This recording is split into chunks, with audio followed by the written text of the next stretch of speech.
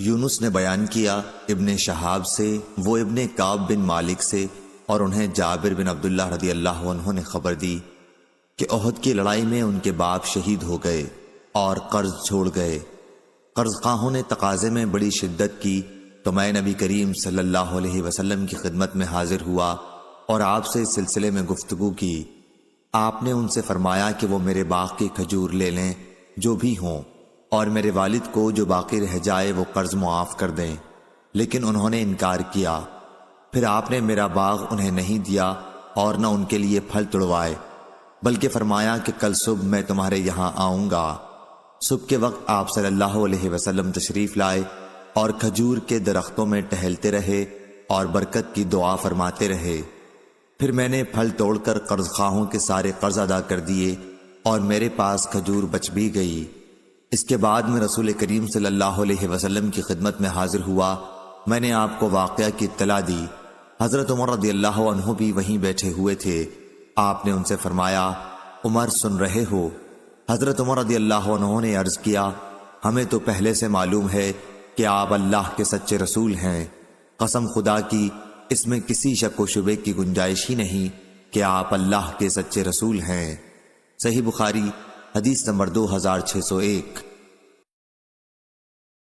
یحییٰ بن قزا نے بیان کیا، کہا ہم سے امام مالک نے، وہ ابو حازم سے، وہ سہل بن سعد سے، کہ نبی کریم صلی اللہ علیہ وسلم کی خدمت میں پینے کو کچھ لایا گیا، دودھ یا پانی۔ آپ نے اسے نوش فرمایا۔ آپ کے دائیں طرف ایک بچہ بیٹھا تھا اور بڑے بوڑھے لوگ بائیں طرف بیٹھے ہوئے تھے۔ آپ نے اس بچے سے فرمایا کہ اگر تو اجازت دے تو بچا ہوا پانی میں ان بڑے لوگوں کو دے دوں، لیکن اس نے کہا کہ یا رسول اللہ صلی اللہ علیہ وسلم، آپ کے جھوٹے میں سے ملنے والے کسی حصے کا میں ایثار نہیں کر سکتا۔ حضرت صلی اللہ علیہ وسلم نے پیالہ جھٹکے کے ساتھ اسی کی طرف بڑھا دیا۔ صحیح بخاری حدیث نمبر 2602۔ مسعر نے بیان کیا، ان سے محارب نے اور ان سے جابر رضی اللہ عنہ نے، کہ میں نبی کریم صلی اللہ علیہ وسلم کی خدمت میں سفر سے لوٹ کر مسجد میں حاضر ہوا تو آپ نے میرے اونٹ کی قیمت ادا کی اور کچھ زیادہ بھی دیا۔ صحیح بخاری حدیث نمبر 2603۔ شعبہ نے بیان کیا محارب بن دثار سے، اور انہوں نے جابر بن عبداللہ رضی اللہ عنہ سے سنا، آپ فرماتے تھے کہ میں نے نبی کریم صلی اللہ علیہ وسلم کو سفر میں ایک اونٹ بیچا تھا۔ جب ہم مدینہ پہنچے تو آپ نے فرمایا کہ مسجد میں جا کر 2 رکعت نماز پڑھ۔ پھر آپ نے وزن کیا۔ شعبہ نے بیان کیا، میرا خیال ہے کہ جابر رضی اللہ عنہ نے کہا، میرے لیے وزن کیا۔ آپ کے حکم سے حضرت بلال رضی اللہ عنہ نے اور اس پلڑے کو جس میں سکہ تھا جھکا دیا تاکہ مجھے زیادہ ملے۔ اس میں سے کچھ تھوڑا سا میرے پاس جب سے محفوظ تھا، لیکن شام والے اموی لشکر یوم حرہ کے موقع پر مجھ سے چھین کر لے گئے۔ صحیح بخاری حدیث نمبر 2604۔ قتیبہ نے بیان کیا، کہا ہم سے امام مالک نے ابو حازم سے، وہ سہل بن سعد رضی اللہ عنہ سے، کہ رسول اللہ صلی اللہ علیہ وسلم کی خدمت میں کچھ پینے کو لایا گیا۔ آپ کے دائیں طرف ایک بچہ تھا اور قوم کے بڑے لوگ بائیں طرف تھے۔ آپ نے بچے سے فرمایا کہ کیا تمہاری طرف سے اس کی اجازت ہے کہ میں بچا ہوا پانی ان بزرگوں کو دے دوں؟ تو اس بچے نے کہا کہ نہیں، قسم اللہ کی میں آپ سے ملنے والے اپنے حصے کا ہرگز ایثار نہیں کر سکتا۔ پھر حضرت صلی اللہ علیہ وسلم نے مشروب ان کی طرف جھٹکے کے ساتھ بڑھا دیا۔ صحیح بخاری حدیث نمبر 2605۔ عبداللہ بن عثمان بن جبلہ نے بیان کیا، انہوں نے کہا کہ مجھے میرے باپ نے خبر دی شعبہ سے، ان سے سلمہ نے بیان کیا کہ میں نے ابو سلمہ رضی اللہ عنہ سے سنا، اور ان سے ابو ہریرہ رضی اللہ عنہ نے کہا کہ ایک شخص کا رسول اللہ صلی اللہ علیہ وسلم پر قرض تھا۔ اس نے سختی کے ساتھ تقاضا کیا تو صحابہ اس کی طرف بڑھے، لیکن آپ نے فرمایا اسے چھوڑ دو، حق والے کو کچھ نہ کچھ کہنے کی گنجائش ہوتی ہی ہے۔ پھر آپ نے فرمایا کہ اس کے لیے ایک اونٹ اسی کے اونٹ کی عمر کا خرید کر اسے دے دو۔ صحابہ نے عرض کیا کہ اس سے اچھی عمر کا ہی اونٹ مل رہا ہے۔ آپ نے فرمایا کہ اسی کو خرید کر دے دو، کہ تم میں سب سے اچھا آدمی وہ ہے جو قرض کے ادا کرنے میں سب سے اچھا ہو۔ صحیح بخاری حدیث نمبر 2606۔ عبداللہ نے خبر دی شعبہ سے، انہیں سلمہ بن کہیل نے، انہیں ابو سلمہ نے، اور انہیں ابو ہریرہ رضی اللہ عنہ نے کہ نبی کریم صلی اللہ علیہ وسلم نے ایک خاص عمر کا اونٹ قرض لیا۔ قرض خواہ تقاضا کرنے آیا اور نازیبہ گفتگو کی تو آپ نے فرمایا کہ حق والے کو کہنے کا حق ہوتا ہے۔ پھر آپ نے اس سے اچھی عمر کا اونٹ اسے دلا دیا اور فرمایا کہ تم میں افضل وہ ہے جو ادا کرنے میں سب سے بہتر ہو۔ صحیح بخاری حدیث نمبر 2609۔ ابن عینہ نے بیان کیا عمروں سے اور ان سے ابن عمر رضی اللہ عنہ نے کہ وہ سفر میں نبی کریم صلی اللہ علیہ وسلم کے ساتھ تھے اور عمر رضی اللہ عنہ کے ایک سرکش اونٹ پر سوار تھے۔ وہ اونٹ حضرت صلی اللہ علیہ وسلم سے بھی آگے بڑھ جایا کرتا تھا، اس لیے ان کے والد عمر رضی اللہ عنہ کو تنبیہ کرنی پڑتی تھی کہ اے عبداللہ، نبی کریم صلی اللہ علیہ وسلم سے آگے کسی کو نہ ہونا چاہیے۔ پھر نبی کریم صلی اللہ علیہ وسلم نے فرمایا کہ عمر اسے مجھے بیچ دے۔ عمر رضی اللہ عنہ نے عرض کیا یہ تو آپ ہی کا ہے۔ حضرت صلی اللہ علیہ وسلم نے اسے خرید لیا۔ پھر فرمایا عبداللہ یہ اب تیرا ہے، جس طرح تو چاہے اسے استعمال کر۔ صحیح بخاری حدیث نمبر 2610۔ عبداللہ بن عمر رضی اللہ عنہ نے بیان کیا کہ ہم نبی کریم صلی اللہ علیہ وسلم کے ساتھ ایک سفر میں تھے اور میں ایک سرکش اونٹ پر سوار تھا۔ نبی کریم صلی اللہ علیہ وسلم نے عمر رضی اللہ عنہ سے فرمایا کہ یہ اونٹ مجھے بیچ دے۔ چنانچہ آپ نے اسے خرید لیا اور پھر فرمایا عبداللہ تو یہ اونٹ لے جا، میں نے یہ تجھ کو بخش دیا۔ صحیح بخاری حدیث نمبر 2611۔ ابن عمر رضی اللہ عنہ نے بیان کیا کہ عمر رضی اللہ عنہ نے دیکھا کہ مسجد کے دروازے پر ایک ریشمی ہلا بک رہا ہے۔ آپ نے رسول اللہ صلی اللہ علیہ وسلم سے عرض کیا کہ کیا اچھا ہوتا اگر آپ اسے خرید لیتے اور جمعے کے دن اور وفود کی ملاقات کے مواقع پر اسے زیب تن فرما لیا کرتے۔ حضرت صلی اللہ علیہ وسلم نے اس کا جواب یہ دیا کہ اسے وہی لوگ پہنتے ہیں جن کا آخرت میں کوئی حصہ نہیں ہوگا۔ کچھ دنوں بعد حضرت صلی اللہ علیہ وسلم کے یہاں بہت سے ریشمی ہلے آئے اور آپ نے ایک حلہ ان میں سے حضرت عمر رضی اللہ عنہ کو بھی عنایت فرمایا۔ عمر رضی اللہ عنہ نے اس پر عرض کیا کہ آپ یہ مجھے پہننے کے لیے عنایت فرما رہے ہیں، حالانکہ آپ خود عطارد کے حلوں کے بارے میں جو کچھ فرمانا تھا فرما چکے ہیں۔ آپ نے فرمایا کہ میں نے اسے تمہیں پہننے کے لیے نہیں دیا ہے۔ چنانچہ عمر رضی اللہ عنہ نے اسے اپنے ایک مشرک بھائی کو دے دیا جو مکے میں رہتا تھا۔ صحیح بخاری حدیث نمبر 2612۔ ابن فضل نے بیان کیا ان سے ان کے والد نے نافع سے اور ان سے ابن عمر رضی اللہ عنہ نے بیان کیا کہ نبی کریم صلی اللہ علیہ وسلم حضرت فاطمہ کے گھر میں تشریف لے گئے لیکن اندر نہیں گئے۔ اس کے بعد حضرت علی رضی اللہ عنہ گھر آئے تو فاطمہ رضی اللہ عنہا نے ذکر کیا کہ آپ صلی اللہ علیہ وسلم گھر میں تشریف نہیں لائے۔ علی رضی اللہ تعالی عنہ نے اس کا ذکر جب حضرت صلی اللہ علیہ وسلم سے کیا تو آپ نے فرمایا کہ میں نے اس دروازے پر دھاری دار پردہ لٹکا دیکھا تھا، اس لیے واپس چلا آیا۔ آپ نے فرمایا کہ مجھے دنیا کی آرائش و زیبائش سے کیا سروکار۔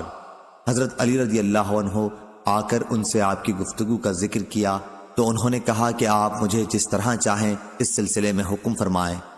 حضرت صلی اللہ علیہ وسلم کو جب یہ بات پہنچی آپ نے فرمایا کہ فلاں گھر میں اسے بھجوا دیں، انہیں اس کی ضرورت ہے۔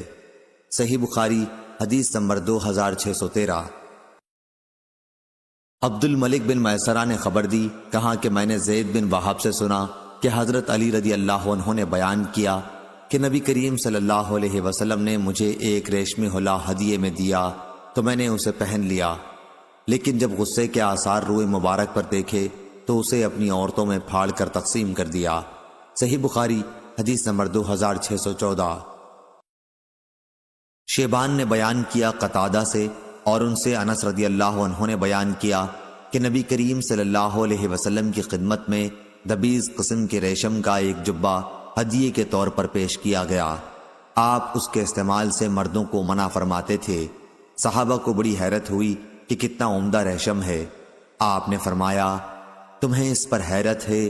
اس ذات کی قسم جس کے ہاتھ میں محمد کی جان ہے، جنت میں سعد بن معاذ رضی اللہ عنہ کے رومال اس سے بھی زیادہ خوبصورت ہیں۔ صحیح بخاری حدیث نمبر 2615۔ سعید نے بیان کیا قتادہ سے اور ان سے انس رضی اللہ عنہ نے کہ دوما تبوک کے قریب ایک مقام کے عقیدر نصرانی نے نبی کریم صلی اللہ علیہ وسلم کی خدمت میں ہدیہ بھیجا تھا۔ صحیح بخاری حدیث نمبر 2616۔ خالد بن حارث نے بیان کیا ان سے شعبہ نے، ان سے ہشام بن زید نے اور ان سے انس بن مالک رضی اللہ عنہ نے کہ ایک یہودی عورت نبی کریم صلی اللہ علیہ وسلم کی خدمت میں زہر ملا ہوا بکری کا گوشت لائی۔ آپ نے اس میں سے کچھ کھایا لیکن فوراً ہی فرمایا کہ اس میں زہر پڑا ہوا ہے۔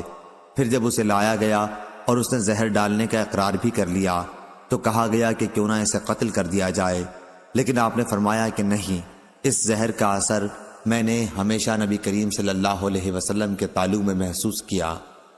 صحیح بخاری حدیث نمبر 2617۔ معتمر بن سلیمان نے بیان کیا ان سے ان کے باپ نے بیان کیا، ان سے ابو عثمان نے بیان کیا اور ان سے عبد الرحمن بن ابی بکر رضی اللہ عنہ نے بیان کیا کہ ہم 130 آدمی رسول اللہ صلی اللہ علیہ وسلم کے ساتھ ایک سفر میں تھے۔ آپ نے دریافت فرمایا کیا کسی کے ساتھ کھانے کی بھی کوئی چیز ہے؟ ایک صحابی کے ساتھ تقریباً 1 صاع کھانا آٹا تھا۔ وہ آٹا گوندھا گیا۔ پھر ایک لمبا تڑنگا مشرک پریشان بال بکریاں ہانکتا ہوا آیا تو نبی اکرم صلی اللہ علیہ وسلم نے دریافت فرمایا یہ بیچنے کے لیے ہیں یا کسی کا عطیہ ہے؟ یا آپ نے عطیے کے بجائے حبا فرمایا؟ اس نے کہا کہ نہیں، بیچنے کے لیے ہیں۔ آپ نے اس سے ایک بکری خریدی، پھر ذبح کی گئی۔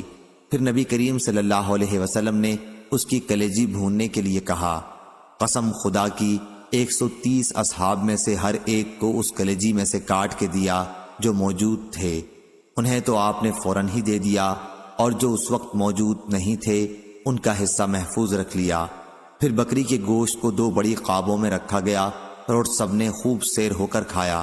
جو کچھ قابوں میں بچ گیا تھا اسے اونٹ پر رکھ کر ہم واپس لائے، او کما قال۔ صحیح بخاری حدیث نمبر 2618۔ عبداللہ بن دینار نے بیان کیا اور ان سے عبداللہ بن عمر رضی اللہ عنہ نے کہ عمر رضی اللہ عنہ نے دیکھا کہ ایک شخص کے یہاں ایک ریشمی حلہ جوڑا بک رہا ہے، تو آپ نے نبی کریم صلی اللہ علیہ وسلم سے کہا کہ آپ یہ جوڑا خرید لیجئے تاکہ جمعے کے دن اور جب کوئی وفد آئے تو آپ اسے پہنا کریں۔ آپ نے فرمایا کہ اسے تو وہ لوگ پہنتے ہیں جن کا آخرت میں کوئی حصہ نہیں ہوتا۔ پھر نبی کریم صلی اللہ علیہ وسلم کے پاس بہت سے ریشمی جوڑے آئے اور آپ نے ان میں سے ایک جوڑا عمر رضی اللہ عنہ کو بھیجا۔ عمر رضی اللہ عنہ نے کہا کہ میں اسے کس طرح پہن سکتا ہوں جبکہ آپ خود ہی اس کے متعلق جو کچھ ارشاد فرمانا تھا فرما چکے ہیں۔ آپ نے فرمایا کہ میں نے تمہیں پہننے کے لیے نہیں دیا بلکہ اس لیے دیا کہ تم اسے بیچ دو یا کسی غیر مسلم کو پہنا دو۔ چنانچہ عمر رضی اللہ عنہ نے اسے مکے میں اپنے ایک بھائی کے گھر بھیج دیا جو ابھی اسلام نہیں لایا تھا۔ صحیح بخاری حدیث نمبر 2619۔ عبید بن اسماعیل نے بیان کیا، کہا ہم سے ابو اسامہ نے بیان کیا ہشام سے، ان سے ان کے باپ نے اور ان سے اسماء بنت ابی بکر رضی اللہ عنہا نے بیان کیا کہ رسول اللہ صلی اللہ علیہ وسلم کے زمانے میں میری والدہ قتیلہ بنت عبد العزا جو کہ مشرکہ تھیں میرے یہاں آئیں۔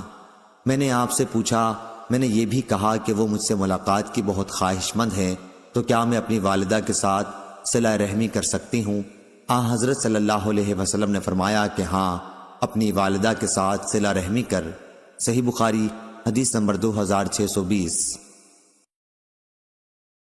قتادہ نے بیان کیا سعید بن مسیب سے اور ان سے عبداللہ بن عباس رضی اللہ عنہ نے بیان کیا کہ نبی کریم صلی اللہ علیہ وسلم نے فرمایا اپنا دیا ہوا ہدیہ واپس لینے والا ایسا ہے جیسے اپنی کی ہوئی قے کا چاٹنے والا۔ صحیح بخاری حدیث نمبر 2621۔ ایوب نے بیان کیا اکرمہ سے اور ان سے عبداللہ بن عباس رضی اللہ عنہ نے بیان کیا کہ نبی کریم صلی اللہ علیہ وسلم نے فرمایا ہم مسلمانوں کو بری مثال نہ اختیار کرنی چاہیے اس شخص کی سی جو اپنا دیا ہوا ہدیہ واپس لے لے، وہ اس کتے کی طرح ہے جو اپنی قے خود چاٹتا ہے۔ صحیح بخاری حدیث نمبر 2622۔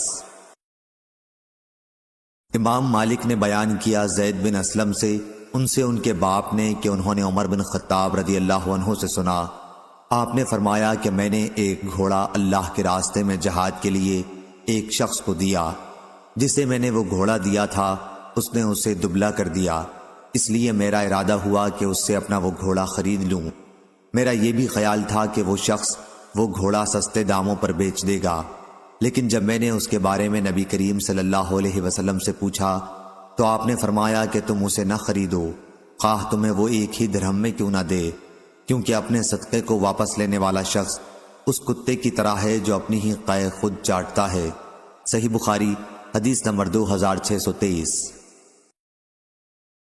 عبداللہ بن عبید اللہ بن ابی ملیکہ نے خبر دی کہ ابن جدعان کے غلام بنو صہیب نے دعویٰ کیا کہ 2 مکان اور 1 حجرہ نبی کریم صلی اللہ علیہ وسلم نے صہیب رضی اللہ عنہ کو عنایت فرمایا تھا، جو وراثت میں انہیں ملنا چاہیے۔ خلیفہ مروان بن حکم نے پوچھا کہ تمہارے حق میں اس دعوے پر گواہ کون ہے؟ انہوں نے کہا کہ عبداللہ بن عمر رضی اللہ عنہ۔ مروان نے آپ کو بلایا تو آپ نے گواہی دی کہ واقعی رسول اللہ صلی اللہ علیہ وسلم نے صہیب رضی اللہ عنہ کو 2 مکان اور 1 حجرہ دیا تھا۔ مروان نے آپ کی گواہی پر فیصلہ ان کے حق میں کر دیا۔ صحیح بخاری حدیث نمبر 2624۔ شیبان نے بیان کیا، ان سے یحییٰ نے، ان سے ابو سلمہ نے اور ان سے جابر رضی اللہ عنہ نے بیان کیا کہ رسول اللہ صلی اللہ علیہ وسلم نے عمرہ کے متعلق فیصلہ کیا تھا کہ وہ اس کا ہو جاتا ہے جسے ہبا کیا گیا ہو۔ صحیح بخاری حدیث نمبر 2625۔ نضر بن انس نے بیان کیا، ان سے بشیر بن نہیک نے اور ان سے ابو ہریرہ رضی اللہ عنہ نے کہ نبی کریم صلی اللہ علیہ وسلم نے فرمایا عمرہ جائز ہے، اور عطا نے کہا کہ مجھ سے جابر رضی اللہ عنہ نے نبی کریم صلی اللہ علیہ وسلم سے اسی طرح بیان کیا۔ صحیح بخاری حدیث نمبر 2626۔ شعبہ نے بیان کیا قتادہ سے کہ میں نے انس رضی اللہ عنہ سے سنا، آپ نے بیان کیا کہ مدینے پر دشمن کے حملے کا خوف تھا، اس لیے نبی کریم صلی اللہ علیہ وسلم نے طلحہ رضی اللہ عنہ سے ایک گھوڑا جس کا نام مندوب تھا مستعار لیا، پھر آپ اس پر سوار ہوئے، صحابہ بھی ساتھ تھے۔ پھر جب واپس ہوئے تو فرمایا ہمیں تو کوئی خطرے کی چیز نظر نہ آئی، البتہ یہ گھوڑا ہم نے سمندر کی طرح تیز دوڑتا پایا۔ صحیح بخاری حدیث نمبر 2627۔ عبد الواحد بن ایمن نے بیان کیا، کہا کہ مجھ سے میرے باپ نے بیان کیا، انہوں نے کہا کہ میں عائشہ رضی اللہ عنہا کی خدمت میں حاضر ہوا تو آپ قطر یمن کا ایک دبیز کھردرا کپڑا کی قمیص قیمتی 5 درہم کی پہنے ہوئی تھیں۔ آپ نے مجھ سے فرمایا ذرا نظر اٹھا کر میری اس لونڈی کو تو دیکھ، اسے گھر میں بھی یہ کپڑے پہننے سے انکار ہے، حالانکہ رسول اللہ صلی اللہ علیہ وسلم کے زمانے میں میرے پاس اسی کی ایک قمیص تھی، جب کوئی لڑکی دلہن بنائی جاتی تو میرے یہاں آدمی بھیج کر قمیص عاریتاً منگا لیتی تھی۔ صحیح بخاری حدیث نمبر 2628۔ امام مالک نے بیان کیا، ان سے ابو زناد نے، ان سے اعرج نے اور ان سے ابو ہریرہ رضی اللہ عنہ نے کہ رسول کریم صلی اللہ علیہ وسلم نے فرمایا کیا ہی عمدہ ہے یہ ہدیہ اس دودھ دینے والی اونٹنی کا جس نے ابھی حال ہی میں بچہ جنا ہو، اور دودھ دینے والی بکری کا جو صبح و شام اپنے دودھ سے برتن بھر دیتی ہے۔ ہم سے عبداللہ بن یوسف اور اسماعیل نے بیان کیا، ان سے امام مالک نے بیان کیا کہ دودھ دینے والی اونٹنی کا صدقہ کیا ہی عمدہ ہے۔ صحیح بخاری حدیث نمبر 2629۔ ابن وہب نے خبر دی یونس سے، انہوں نے ابن شہاب سے، وہ انس بن مالک رضی اللہ عنہ سے کہ جب مہاجرین مکے سے مدینہ آئے تو ان کے ساتھ کوئی بھی سامان نہ تھا، انصار زمین اور جائیداد والے تھے۔ انصار نے مہاجرین سے یہ معاملہ کر لیا کہ وہ اپنے باغات میں سے انہیں ہر سال پھل دیا کریں گے اور اس کے بدلے مہاجرین ان کے باغات میں کام کیا کریں۔ حضرت انس رضی اللہ عنہ کی والدہ ام سلیم جو عبداللہ بن ابی طلحہ رضی اللہ عنہ کی والدہ بھی تھیں، انہوں نے رسول اللہ صلی اللہ علیہ وسلم کو کھجور کا ایک باغ ہدیہ دے دیا تھا، لیکن آپ نے وہ باغ اپنی لونڈی ام ایمن رضی اللہ عنہا جو اسامہ بن زید رضی اللہ عنہ کی والدہ تھیں عنایت فرما دیا۔ ابن شہاب نے بیان کیا کہ مجھے انس بن مالک رضی اللہ عنہ نے خبر دی کہ نبی کریم صلی اللہ علیہ وسلم جب خیبر کے یہودیوں کی جنگ سے فارغ ہوئے اور مدینہ تشریف لائے تو مہاجرین نے انصار کو ان کے تحائف واپس کر دیے جو انہوں نے پھلوں کی صورت میں دے رکھے تھے۔ حضرت صلی اللہ علیہ وسلم نے انس رضی اللہ عنہ کی والدہ کا باغ بھی واپس کر دیا اور ام ایمن رضی اللہ عنہا کو اس کے بجائے اپنے باغ میں سے کچھ درخت عنایت فرما دیے۔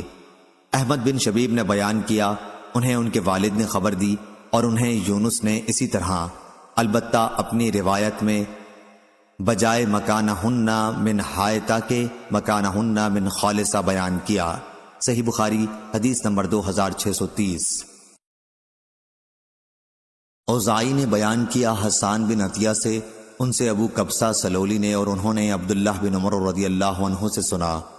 آپ بیان کرتے تھے کہ نبی کریم صلی اللہ علیہ وسلم نے فرمایا 40 خصلتیں جن میں سب سے اعلیٰ و ارفع دودھ دینے والی بکری کا ہدیہ کرنا ہے ایسی ہیں کہ جو شخص ان میں سے ایک خصلت پر بھی عامل ہوگا ثواب کی نیت سے اور اللہ کے وعدے کو سچا سمجھتے ہوئے تو اللہ تعالیٰ اس کی وجہ سے اسے جنت میں داخل کرے گا۔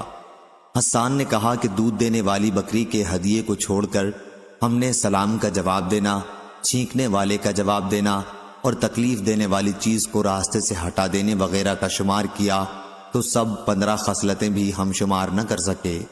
صحیح بخاری حدیث نمبر 2631۔ جابر رضی اللہ عنہ نے بیان کیا کہ ہم میں سے بہت سے اصحاب کے پاس فالتو زمین بھی تھی۔ انہوں نے کہا تھا کہ تہائی یا چوتھائی یا نصف کی بٹائی پر ہم کیوں نہ اسے دے دیا کریں۔ اس پر نبی کریم صلی اللہ علیہ وسلم نے فرمایا جس کے پاس زمین ہو تو اسے خود بونی چاہیے یا پھر کسی اپنے بھائی کو ہدیہ کر دینی چاہیے، اور اگر ایسا نہیں کر سکتا تو پھر زمین اپنے پاس ہی رکھے رہے۔ صحیح بخاری حدیث نمبر 2632۔ ابو سعید خدری رضی اللہ عنہ نے بیان کیا کہ ایک دیہاتی نبی کریم صلی اللہ علیہ وسلم کی خدمت میں حاضر ہوا اور آپ سے ہجرت کے لیے پوچھا۔ آپ نے فرمایا خدا تم پر رحم کرے، ہجرت کا تو بڑا ہی دشوار معاملہ ہے، تمہارے پاس اونٹ بھی ہے؟ انہوں نے کہا جی ہاں۔ آپ نے دریافت فرمایا اور اس کا صدقہ زکوٰۃ بھی ادا کرتے ہو؟ انہوں نے کہا کہ جی ہاں۔ آپ نے دریافت فرمایا اس میں سے کچھ ہدیہ بھی دیتے ہو؟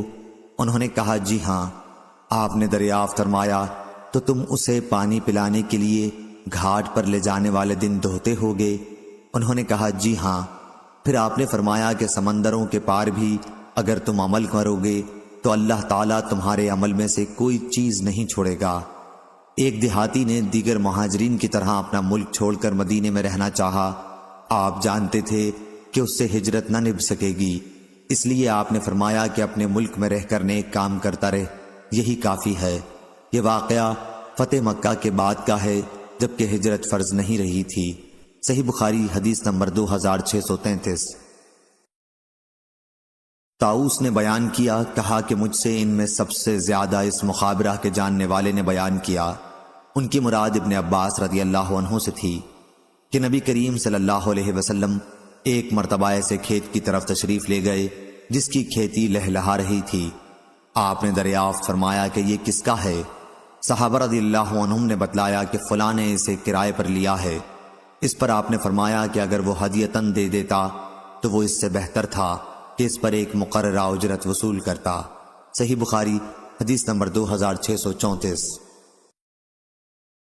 ابو زناد نے بیان کیا، ان سے اعرج نے اور ان سے ابو ہریرہ رضی اللہ عنہ نے، کہ رسول اللہ صلی اللہ علیہ وسلم نے فرمایا ابراہیم علیہ السلام نے سارا کے ساتھ ہجرت کی تو انہیں بادشاہ نے عاجر کو یعنی ہاجرہ کو عطیے میں دے دیا۔ پھر وہ واپس ہوئیں اور ابراہیم علیہ السلام سے کہا، دیکھا آپ نے کہ اللہ تعالیٰ نے کافر کو کس طرح ذلیل کیا، اور ایک لڑکی خدمت کے لیے بھی دے دی۔ ابن سیرین نے کہا ان سے ابو ہریرہ رضی اللہ عنہ نے اور ان سے نبی کریم صلی اللہ علیہ وسلم نے کہ بادشاہ نے ہاجرہ کو ان کی خدمت کے لیے دے دیا تھا۔ صحیح بخاری حدیث نمبر 2635۔ سفیان نے خبر دی، کہا کہ میں نے مالک سے سنا، انہوں نے زید بن اسلم سے پوچھا تھا تو انہوں نے بیان کیا کہ میں نے اپنے باپ سے سنا، وہ بیان کرتے تھے کہ عمر رضی اللہ عنہ نے کہا، میں نے ایک گھوڑا اللہ کے راستے میں جہاد کے لیے ایک شخص کو دے دیا تھا، پھر میں نے دیکھا کہ وہ اسے بیچ رہا ہے، اس لیے میں نے رسول کریم صلی اللہ علیہ وسلم سے پوچھا کہ اسے واپس میں ہی خرید لوں؟ آپ نے فرمایا، اس گھوڑے کو نہ خرید، اپنا دیا ہوا صدقہ واپس نہ لو۔ صحیح بخاری حدیث نمبر 2636۔ یونس نے بیان کیا اور دوسری سند لیث بن سعد نے بیان کیا کہ مجھ سے یونس نے بیان کیا، ان سے ابن شہاب نے، انہیں عروہ ابن مسیب، علقمہ بن وقاص اور عبید اللہ نے عائشہ رضی اللہ عنہا کی حدیث کے متعلق خبر دی، اور ان کی باہم ایک کی بات دوسری کی بات کی تصدیق کرتی ہے کہ جب ان پر تہمت لگانے والوں نے تہمت لگائی تو رسول اللہ صلی اللہ علیہ وسلم نے علی اور اسامہ رضی اللہ عنہ کو اپنی بیوی عائشہ رضی اللہ عنہا کو اپنے سے جدا کرنے کے متعلق مشورہ کرنے کے لیے بلایا، کیونکہ آپ پر اب تک اس سلسلے میں وحی نہیں آئی تھی۔ اسامہ رضی اللہ عنہ نے تو یہ کہا کہ آپ کی زوجہ مطہرہ عائشہ رضی اللہ عنہا میں ہم سوائے خیر کے اور کچھ نہیں جانتے، اور بریرہ رضی اللہ عنہا ان کی خادمہ نے کہا کہ میں کوئی ایسی چیز نہیں جانتی جس سے ان پر عیب لگایا جا سکے، اتنی بات ضرور ہے کہ وہ نو عمر لڑکی ہے کہ آٹا گوندھتی اور پھر جا کے سو رہتی ہیں، اور بکری آ کے اسے کھا لیتی ہے۔ رسول کریم صلی اللہ علیہ وسلم نے تہمت کے جھوٹ ثابت ہونے کے بعد فرمایا، کیا ایسے شخص کی طرف سے کون عذر خواہی کرے گا جو میری بیوی کے بارے میں بھی مجھے اذیت پہنچاتا ہے؟ قسم اللہ کی، میں نے اپنے گھر میں خیر کے سوا اور کچھ نہیں دیکھا، اور لوگ ایک ایسے شخص کا نام لیتے ہیں جس کے متعلق بھی مجھے خیر کے سوا اور کچھ معلوم نہیں۔ صحیح بخاری حدیث نمبر 2637۔ سالم نے بیان کیا، انہوں نے عبداللہ بن عمر رضی اللہ عنہ سے سنا، آپ کہتے تھے کہ رسول اللہ صلی اللہ علیہ وسلم ابی بن کعب انصاری رضی اللہ عنہ کو ساتھ لے کر کھجور کے اس باغ کی طرف تشریف لے گئے جس میں ابن سیاد تھا۔ جب حضور اکرم صلی اللہ علیہ وسلم باغ میں داخل ہوئے تو آپ درختوں کی آڑ میں چھپ کر چلنے لگے۔ آپ چاہتے تھے کہ ابن سیاد آپ کو دیکھنے نہ پائے اور اس سے پہلے آپ اس کی باتیں سن سکیں۔ ابن سیاد ایک روئی دار چادر میں زمین پر لیٹا ہوا تھا اور کچھ گنگنا رہا تھا۔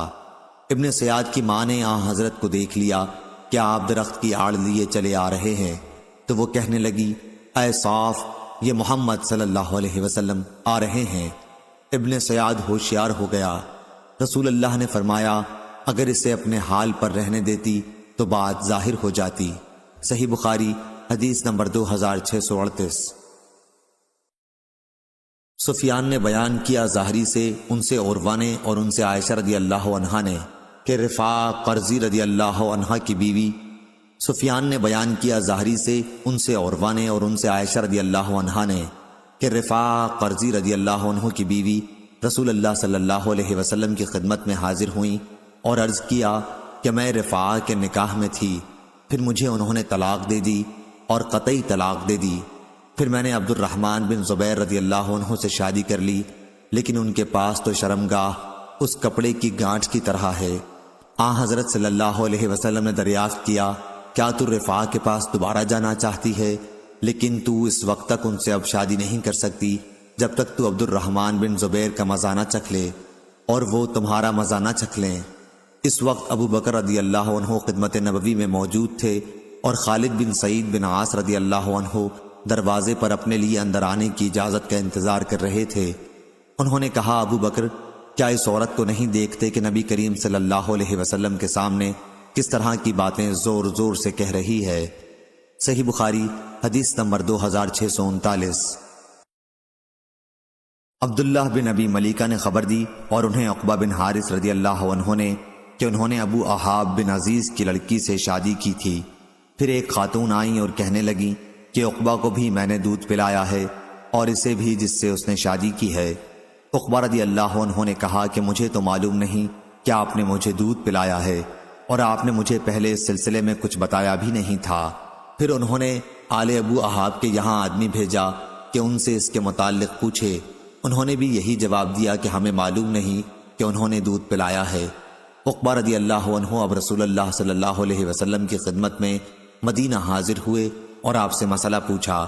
آپ نے فرمایا اب کیا ہو سکتا ہے، جبکہ کہا جا چکا۔ آپ نے دونوں میں جدائی کرا دی اور اس کا نکاح دوسرے شخص سے کرا دیا۔ صحیح بخاری حدیث نمبر 2640۔ حمید بن عبد الرحمن بن عوف نے بیان کیا، ان سے عبداللہ بن عتبہ اور انہوں نے عمر بن خطاب رضی اللہ عنہ سے سنا۔ آپ بیان کرتے تھے کہ رسول اللہ صلی اللہ علیہ وسلم کے زمانے میں لوگوں کا وحی کے ذریعے مواخذہ ہو جاتا تھا، لیکن اب وحی کا سلسلہ ختم ہو گیا اور ہم صرف انہی امور میں مواخذہ کریں گے جو تمہارے عمل سے ہمارے سامنے ظاہر ہوں گے۔ اس لیے جو کوئی ظاہر میں ہمارے سامنے خیر کرے گا ہم اسے امن دیں گے اور اپنے قریب رکھیں گے، اس کے باطن سے ہمیں کوئی سروکار نہ ہوگا، اس کا حساب تو اللہ تعالیٰ کرے گا، اور جو کوئی ہمارے سامنے ظاہر میں برائی کرے گا تو ہم بھی اسے امن نہیں دیں گے اور نہ ہم اس کی تصدیق کریں گے، خواہ وہ یہی کہتا رہے کہ اس کا باطن اچھا ہے۔ صحیح بخاری حدیث نمبر 2641۔ حماد بن زید نے بیان کیا ثابت سے اور ان سے حضرت انس رضی اللہ عنہ نے کہا کہ رسول اللہ صلی اللہ علیہ وسلم کے پاس سے ایک جنازہ گزرا تو لوگوں نے اس میت کی تعریف کی۔ آپ صلی اللہ علیہ وسلم نے فرمایا کہ واجب ہو گئی۔ پھر دوسرا جنازہ گزرا تو لوگوں نے اس کی برائی کی یا اس کے سوا اور الفاظ اسی مفہوم کو ادا کرنے کے لیے کہے۔ راوی کو شبہ ہے۔ آپ صلی اللہ علیہ وسلم نے اس پر بھی فرمایا کہ واجب ہو گئی۔ عرض کیا گیا یا رسول اللہ، آپ نے اس جنازے کے متعلق بھی فرمایا کہ واجب ہو گئی اور پہلے جنازے پر بھی یہی فرمایا۔ آپ صلی اللہ علیہ وسلم نے فرمایا کہ ایمان والی قوم کی گواہی بارگاہ الہی میں مقبول ہے، یہ لوگ زمین پر اللہ کے گواہ ہیں۔ صحیح بخاری حدیث نمبر 2642۔ عبداللہ بن وریدہ نے بیان کیا ابو الاسود سے کہ میں مدینہ آیا تو یہاں وبا پھیلی ہوئی تھی، لوگ بڑی تیزی سے مر رہے تھے۔ میں حضرت عمر رضی اللہ عنہ کی خدمت میں تھا کہ ایک جنازہ گزرا، لوگوں نے اس میت کی تعریف کی تو حضرت عمر رضی اللہ عنہ نے کہا کہ واجب ہو گئی۔ پھر دوسرا گزرا، لوگوں نے اس کی بھی تعریف کی، حضرت عمر رضی اللہ عنہ نے کہا واجب ہو گئی۔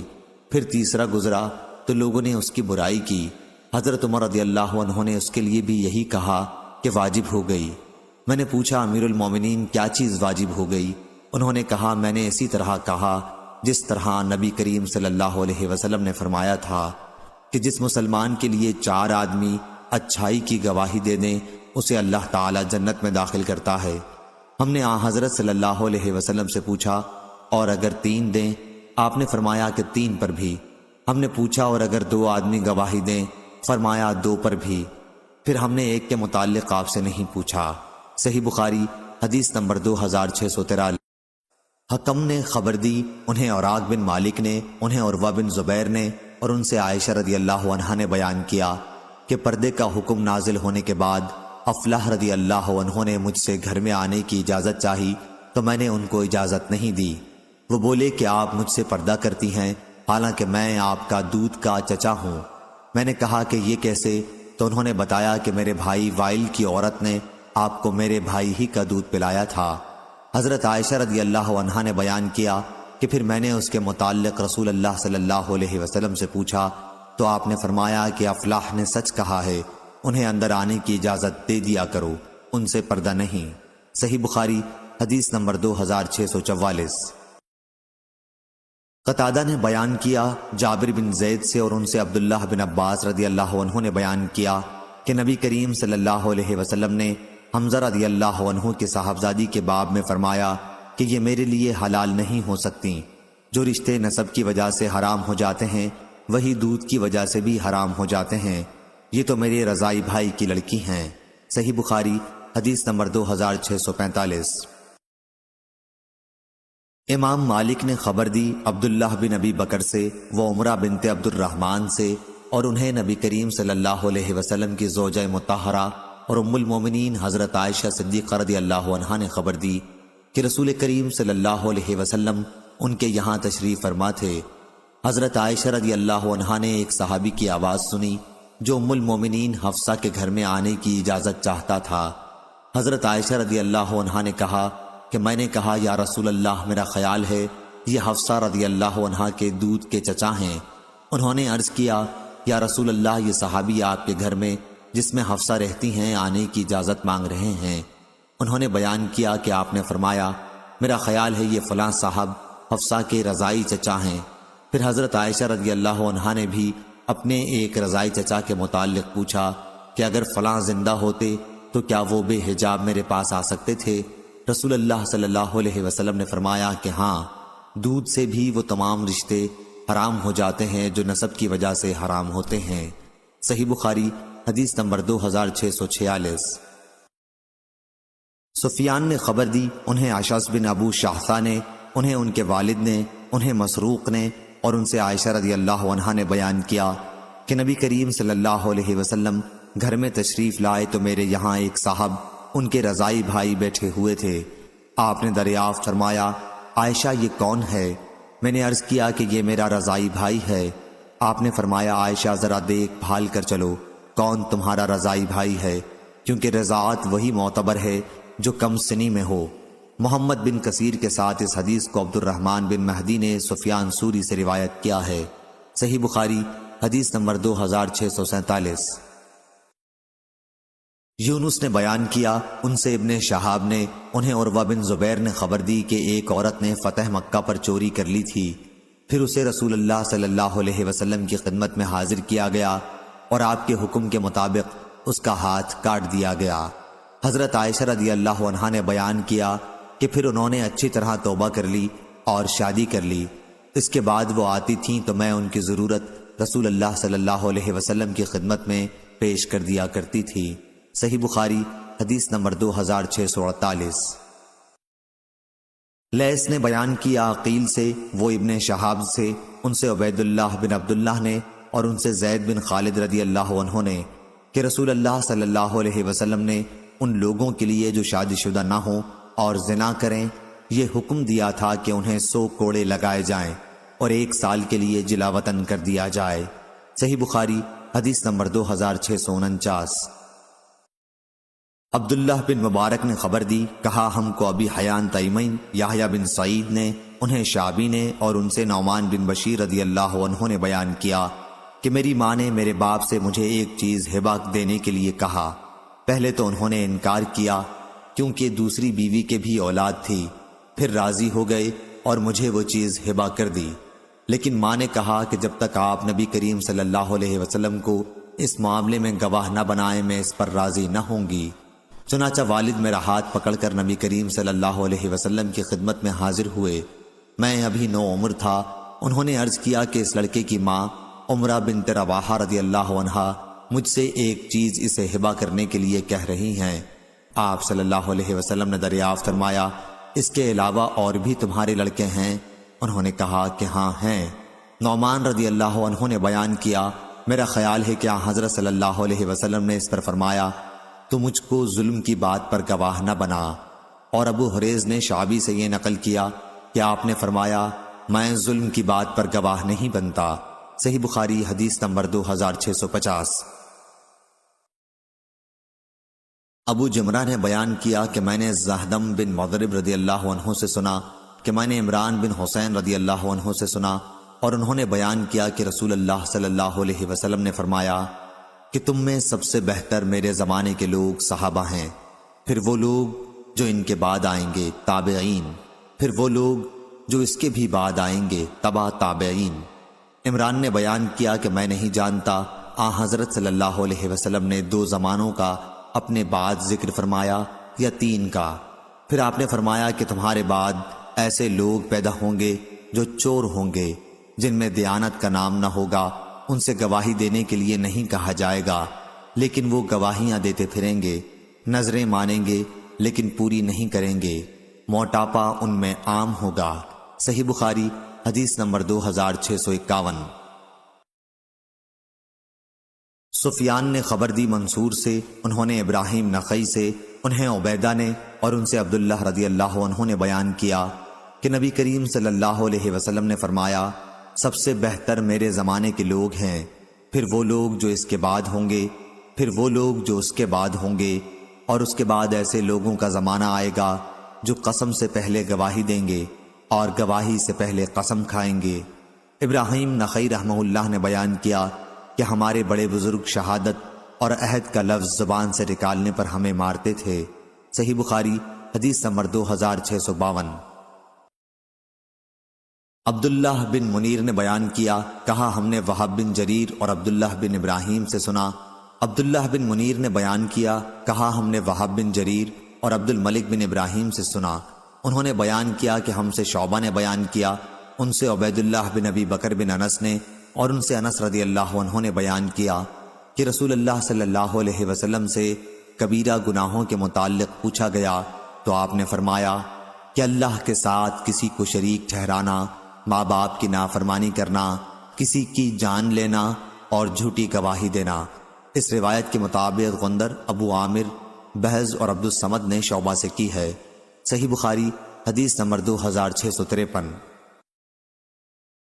جریری نے بیان کیا، ان سے عبد الرحمن بن ابی بکرہ نے اور ان سے ان کے باپ نے بیان کیا کہ رسول اللہ صلی اللہ علیہ وسلم نے فرمایا، کیا میں تم لوگوں کو سب سے بڑے گناہ نہ بتاؤں؟ 3 بار آپ نے اسی طرح فرمایا۔ صحابہ نے عرض کیا، ہاں یا رسول اللہ۔ آپ نے فرمایا، اللہ کا کسی کو شریک ٹھہرانا، ماں باپ کی نافرمانی کرنا۔ آپ اس وقت تک ٹیک لگائے ہوئے تھے، لیکن اب آپ سیدھے بیٹھ گئے اور فرمایا، ہاں، اور جھوٹی گواہی بھی۔ انہوں نے بیان کیا کہ حضرت صلی اللہ علیہ وسلم نے اس جملے کو اتنی مرتبہ دہرایا کہ ہم کہنے لگے، کاش آپ خاموش ہو جاتے۔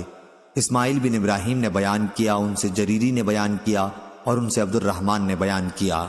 صحیح بخاری حدیث نمبر 2654۔ عیسیٰ بن یونس نے خبر دی، انہیں ہشام نے، انہیں ان کے باپ نے اور ان سے عائشہ رضی اللہ عنہا نے بیان کیا کہ نبی کریم صلی اللہ علیہ وسلم نے ایک شخص کو مسجد میں قرآن پڑھتے سنا تو فرمایا کہ ان پر اللہ تعالی رحم فرمائے۔ مجھے انہوں نے اس وقت فلاں اور فلاں آیتیں یاد دلا دیں جنہیں میں فلاں فلاں صورتوں میں سے بھول گیا تھا۔ عباد بن عبداللہ رضی اللہ عنہ نے اپنی روایت میں عائشہ رضی اللہ عنہا سے یہ زیادتی نقل کی ہے کہ نبی کریم صلی اللہ علیہ وسلم نے میرے گھر میں تہجد کی نماز پڑھی۔ اس وقت آپ نے عباد رضی اللہ عنہ کی آواز سنی کہ وہ مسجد میں نماز پڑھ رہے ہیں۔ آپ نے پوچھا، عائشہ کیا یہ عباد کی آواز ہے؟ میں نے کہا، جی ہاں۔ آپ نے فرمایا، اے اللہ عباد پر رحم فرما۔ صحیح بخاری حدیث نمبر 2655۔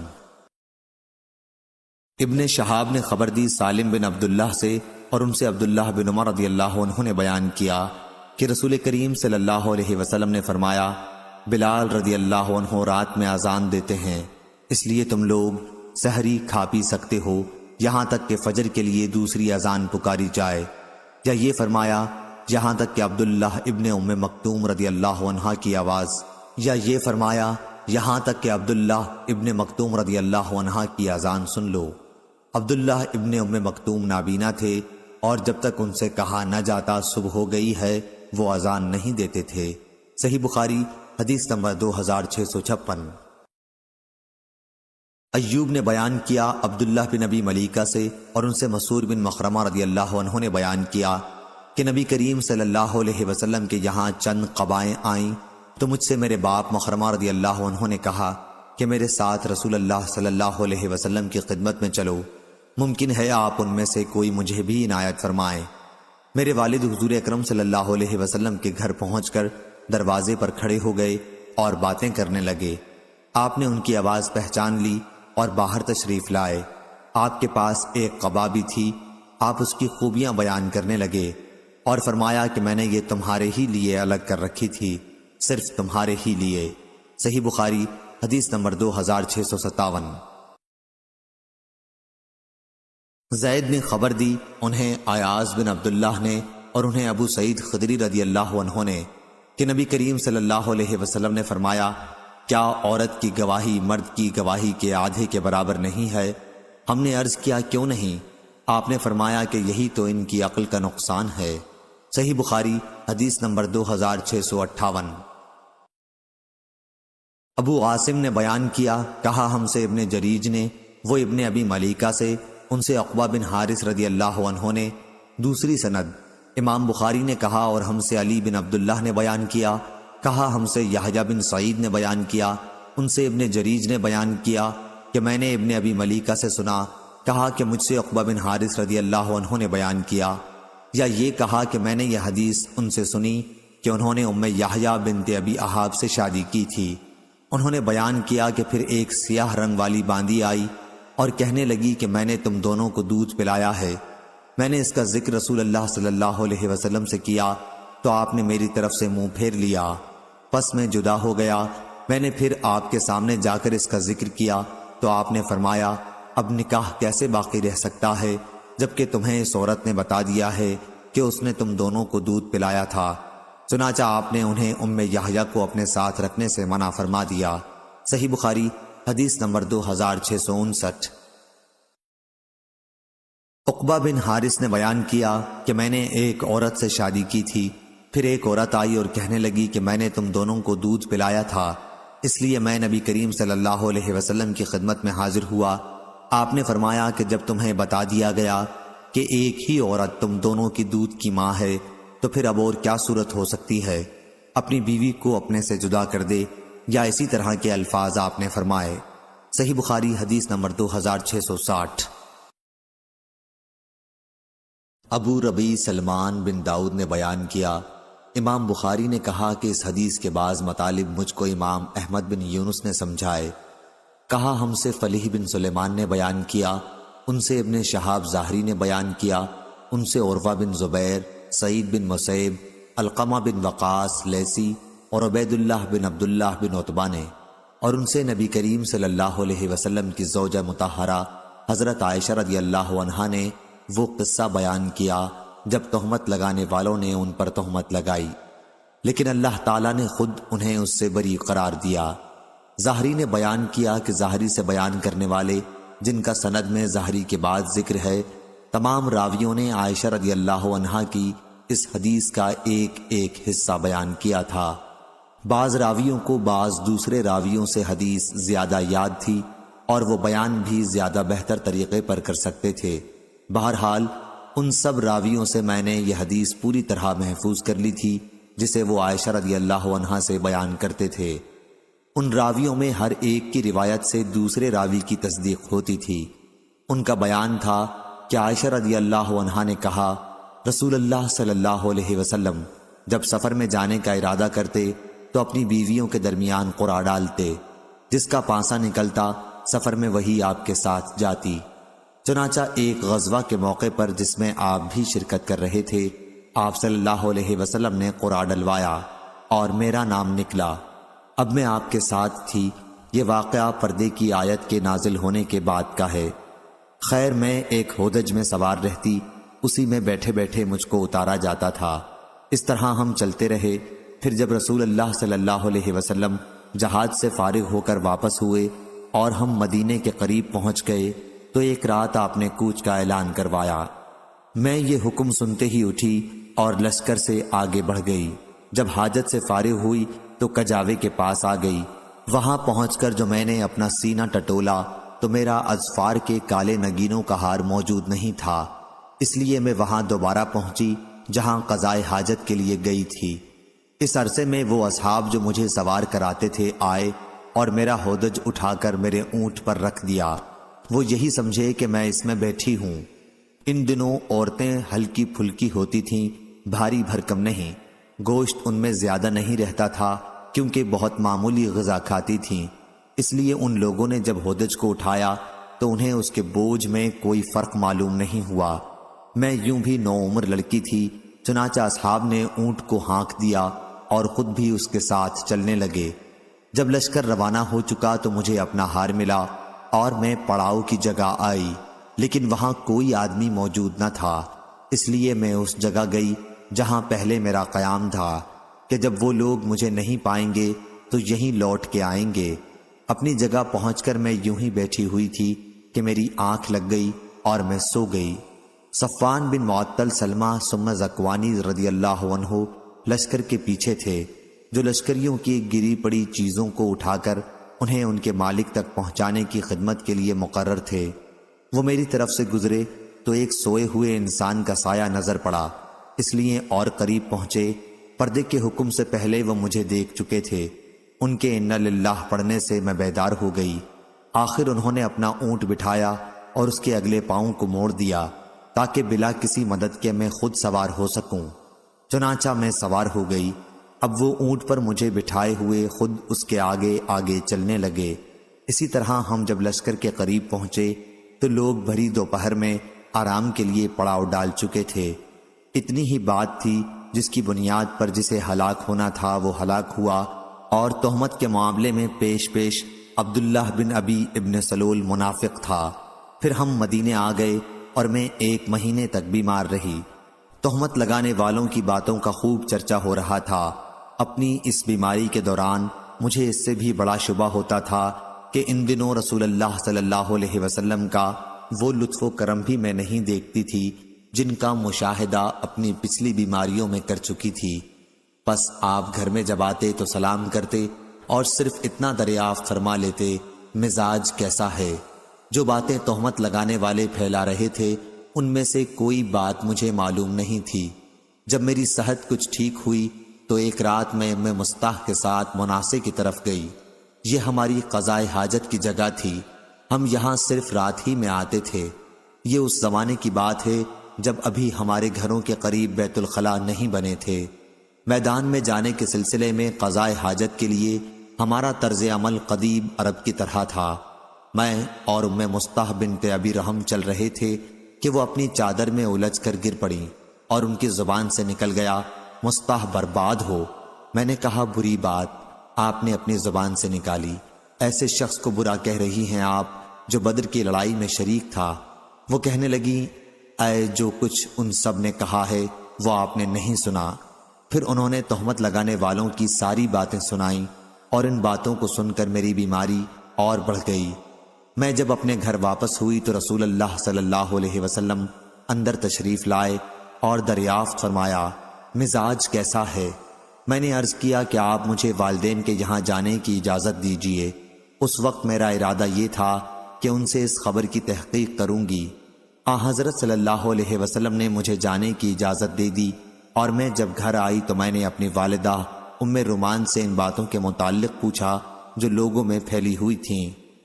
انہوں نے فرمایا، بیٹی اس طرح کی باتوں کی پرواہ نہ کر، خدا کی قسم شاید ہی ایسا ہو کہ تجھ جیسی حسین و خوبصورت عورت کسی مرد کے گھر میں ہو اور اس کی سوکنے بھی ہوں، پھر بھی اس طرح کی باتیں پھیلائی نہ جایا کریں۔ میں نے کہا، سبحان اللہ، سوکنوں کا ذکر کیا، وہ تو دوسرے لوگ اس طرح کی باتیں کر رہے ہیں۔ انہوں نے بیان کیا کہ وہ رات میں نے وہیں گزاری، صبح تک میرے آنسو نہیں تھمتے تھے اور نہ نیند آئی۔ صبح ہوئی تو رسول اللہ صلی اللہ علیہ وسلم نے اپنی بیوی کو جدا کرنے کے سلسلے میں مشورہ کرنے کے لیے علی بن ابی طالب اور اسامہ بن زید رضی اللہ عنہ کو بلوایا، کیونکہ وہی اس سلسلے میں اب تک نہیں آئی تھی۔ اسامہ رضی اللہ عنہ کو آپ کی بیویوں سے آپ کی محبت کا علم تھا، اس لیے اسی کے مطابق مشورہ دیا اور کہا، آپ کی بیوی یا رسول اللہ صلی اللہ علیہ وسلم، واللہ ہم ان کے متعلق خیر کے سوا اور کچھ نہیں جانتے۔ حضرت علی رضی اللہ عنہ نے کہا، یا رسول اللہ صلی اللہ علیہ وسلم، اللہ تعالیٰ نے آپ پر کوئی تنگی نہیں کی ہے، عورتیں ان کے سوا بھی بہت ہیں، باندی سے بھی آپ دریافت فرما لیجئے، وہ سچی بات بیان کریں گی۔ چنانچہ رسول اللہ صلی اللہ علیہ وسلم نے بریرہ رضی اللہ عنہ کو بلایا جو عائشہ رضی اللہ عنہ کی خاص خادمہ تھی، اور دریافت فرمایا، بریرہ کیا تم نے عائشہ میں کوئی ایسی چیز دیکھی ہے جس سے تمہیں شبہ ہوا ہو؟ بریرہ رضی اللہ عنہ نے عرض کیا، نہیں، اس ذات کی قسم جس نے آپ کو حق کے ساتھ مبعوث فرمایا ہے، میں نے ان میں کوئی ایسی چیز نہیں دیکھی جس کا عیب میں ان پر لگا سکوں۔ اتنی بات ضرور ہے کہ وہ 9 عمر لڑکی ہیں، آٹا گوندھ کر سو جاتی ہیں، پھر بکری آتی ہے اور کھا لیتی ہے۔ رسول اللہ صلی اللہ علیہ وسلم نے اسی دن عبداللہ بن ابی ابن سلول کے بارے میں مدد چاہی۔ آپ نے فرمایا، ایک ایسے شخص کے بارے میں میری کون مدد کرے گا جس کی اذیت اور تکلیف دہی کا سلسلہ اب میری بیوی کے معاملے تک پہنچ چکا ہے۔ اللہ کی قسم، اپنی بیوی کے بارے میں خیر کے سوا اور کوئی چیز مجھے معلوم نہیں۔ پھر نام بھی اس معاملے میں انہوں نے ایک ایسے آدمی کا لیا ہے جس کے متعلق بھی میں خیر کے سوا اور کچھ نہیں جانتا۔ خود میرے گھر میں جب بھی وہ آئے ہیں تو میرے ساتھ ہی آئے۔ یہ سن کر سعد بن معاذ رضی اللہ عنہ کھڑے ہوئے اور عرض کیا، کیا رسول اللہ صلی اللہ علیہ وسلم واللہ میں آپ کی مدد کروں گا۔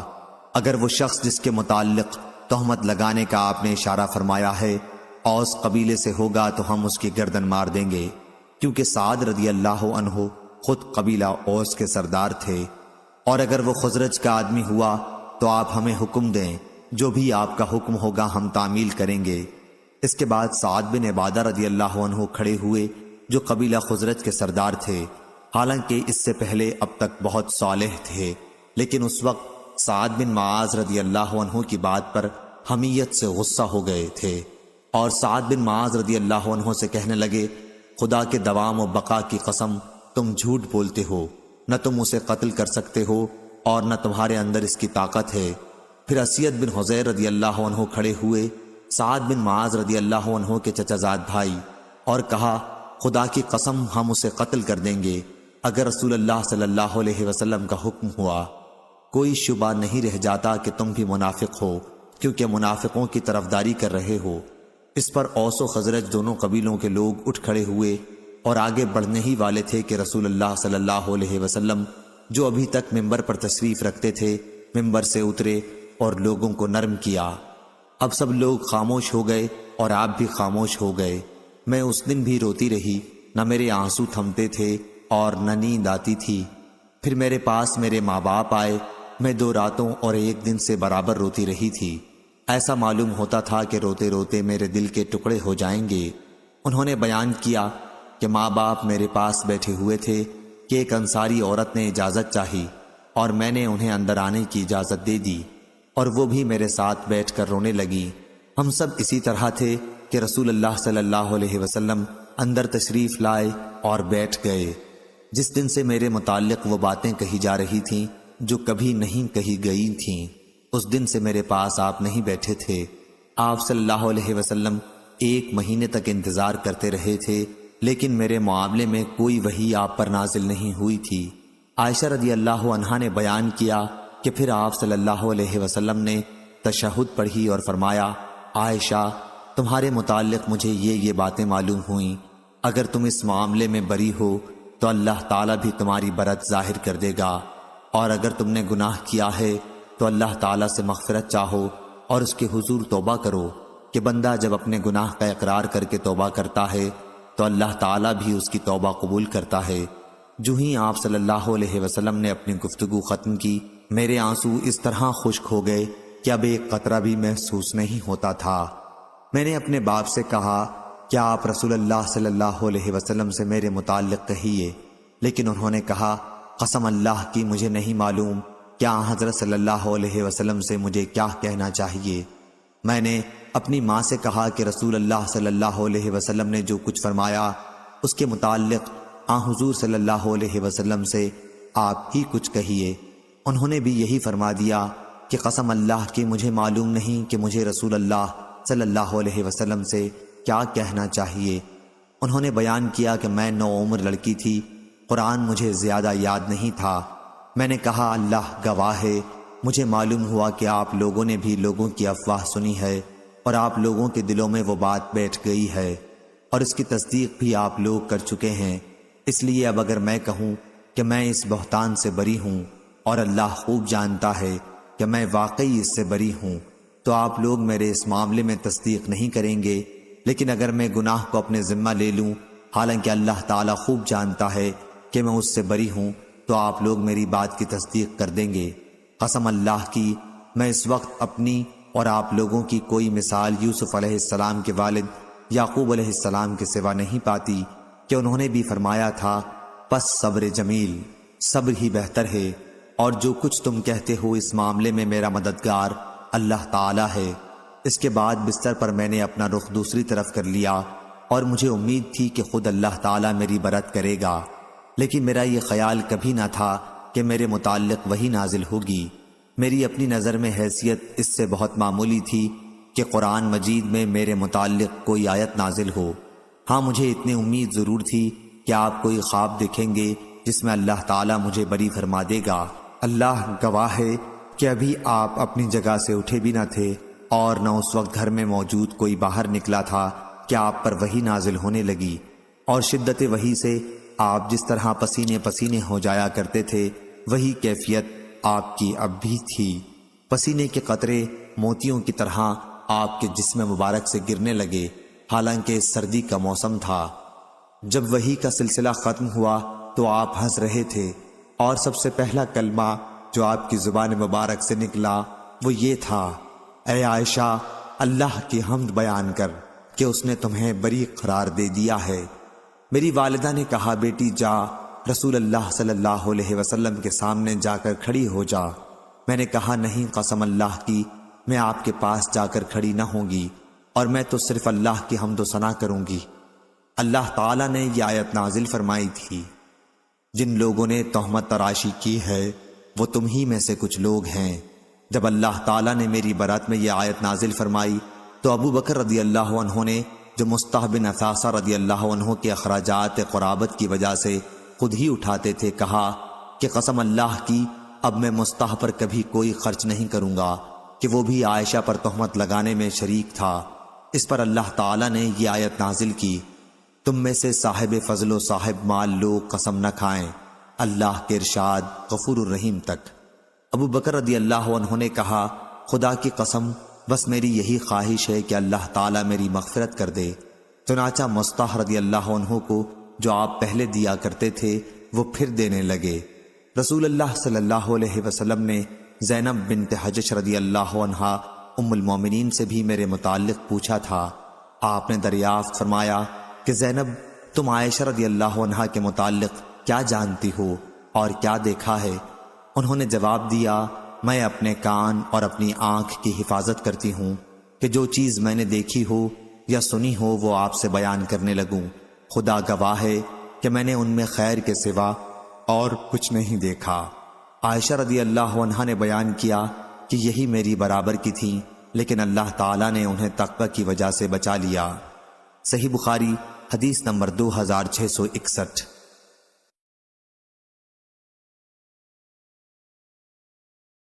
خالد حذا نے بیان کیا، ان سے عبد الرحمن بن ابی بکرہ نے اور ان سے ان کے باپ نے بیان کیا کہ ایک شخص نے رسول کریم صلی اللہ علیہ وسلم کے سامنے دوسرے شخص کی تعریف کی تو آپ نے فرمایا، افسوس، تو نے اپنے ساتھی کی گردن کاٹ ڈالی، تو نے اپنے ساتھی کی گردن کاٹ ڈالی۔ کئی مرتبہ آپ نے اسی طرح فرمایا۔ پھر فرمایا کہ اگر کسی کے لیے اپنے کسی بھائی کی تعریف کرنی ضروری ہو جائے تو یوں کہے کہ میں فلاں شخص کو ایسا سمجھتا ہوں، آگے اللہ خوب جانتا ہے، میں اللہ کے سامنے کسی کو بے عیب نہیں کہہ سکتا، میں سمجھتا ہوں وہ ایسا ایسا ہے اگر اس کا حال جانتا ہو۔ صحیح بخاری حدیث نمبر 2662۔ ابو موسیٰ اشعری رضی اللہ عنہ نے بیان کیا کہ رسول کریم صلی اللہ علیہ وسلم نے سنا کہ ایک شخص دوسرے کی تعریف کر رہا تھا اور مبالغے سے کام لے رہا تھا، تو رسول اللہ صلی اللہ علیہ وسلم نے فرمایا کہ تم لوگوں نے اس شخص کو ہلاک کر دیا، اس کی پشت توڑ دی۔ صحیح بخاری حدیث نمبر 2663۔ نافع نے بیان کیا، انہوں نے کہا کہ ہم سے عبداللہ بن عمر رضی اللہ عنہ نے بیان کیا کہ احد کی لڑائی کے موقع پر وہ رسول اللہ صلی اللہ علیہ وسلم کے سامنے جنگ پر جانے کے لیے پیش ہوئے تو انہیں اجازت نہیں ملی۔ اس وقت ان کی عمر 14 سال تھی۔ پھر غزوہ خندق کے موقع پر پیش ہوئے تو اجازت مل گئی، اس وقت ان کی عمر 15 سال تھی۔ نافع نے بیان کیا کہ جب میں عمر بن عبدالعزیز رحمہ اللہ کے یہاں ان کی خلافت کے زمانے میں گیا تو میں نے ان سے یہ حدیث بیان کی تو انہوں نے فرمایا کہ چھوٹے اور بڑے کے درمیان 15 سال ہی کی حد ہے۔ پھر انہوں نے اپنے حاکموں کو لکھا کہ جس بچے کی عمر 15 سال کی ہو جائے اس کا فوجی وظیفہ بیت المال سے مقرر کر دیں۔ صحیح بخاری حدیث نمبر 2664۔ سفیان نے بیان کیا، انہوں نے کہا ہم سے صفوان بن سلیم نے بیان کیا، ان سے عطا بن یسار نے اور ان سے ابو سعید خدری رضی اللہ عنہ نے کہ نبی کریم صلی اللہ علیہ وسلم نے فرمایا، ہر بالغ پر جمعے کے دن غسل واجب ہے۔ صحیح بخاری حدیث نمبر 2665۔ ابن ابی ملیکہ نے بیان کیا کہ ابن عباس رضی اللہ عنہ نے لکھا تھا، نبی کریم صلی اللہ علیہ وسلم نے مدعا علیہ کے لیے قسم کھانے کا فیصلہ کیا تھا۔ صحیح بخاری حدیث نمبر 2668۔ اکرمہ نے بیان کیا اور ان سے ابن عباس رضی اللہ عنہ نے بیان کیا کہ ہلال بن امیہ رضی اللہ عنہ نے نبی کریم صلی اللہ علیہ وسلم کے سامنے اپنی بیوی پر شریک بن صحمہ کے ساتھ تہمت لگائی تو آپ نے فرمایا کہ اس پر گواہ لا ورنہ تمہاری پیٹھ پر حد لگائی جائے گی۔ انہوں نے کہا یا رسول اللہ، کیا ہم میں سے کوئی شخص اگر اپنی عورت دوسرے کو دیکھے گا تو گواہ ڈھونڈنے دوڑے گا؟ حضرت صلی اللہ علیہ وسلم برابر یہی فرماتے رہے کہ گواہ لا ورنہ تمہاری پیٹھ پر حد لگائی جائے گی۔ پھر لعان کی حدیث کا ذکر کیا۔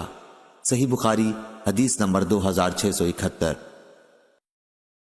جریر بن عبد الحمید نے بیان کیا اعمش سے، ان سے ابو صالح نے اور ان سے ابو ہریرہ رضی اللہ عنہ نے بیان کیا کہ رسول اللہ صلی اللہ علیہ وسلم نے فرمایا 3 طرح کے لوگ ایسے ہیں کہ اللہ تعالیٰ ان سے بات بھی نہ کرے گا، نہ ان کی طرف نظر اٹھا کر دیکھے گا اور نہ انہیں پاک کرے گا، بلکہ انہیں سخت دردناک عذاب ہوگا۔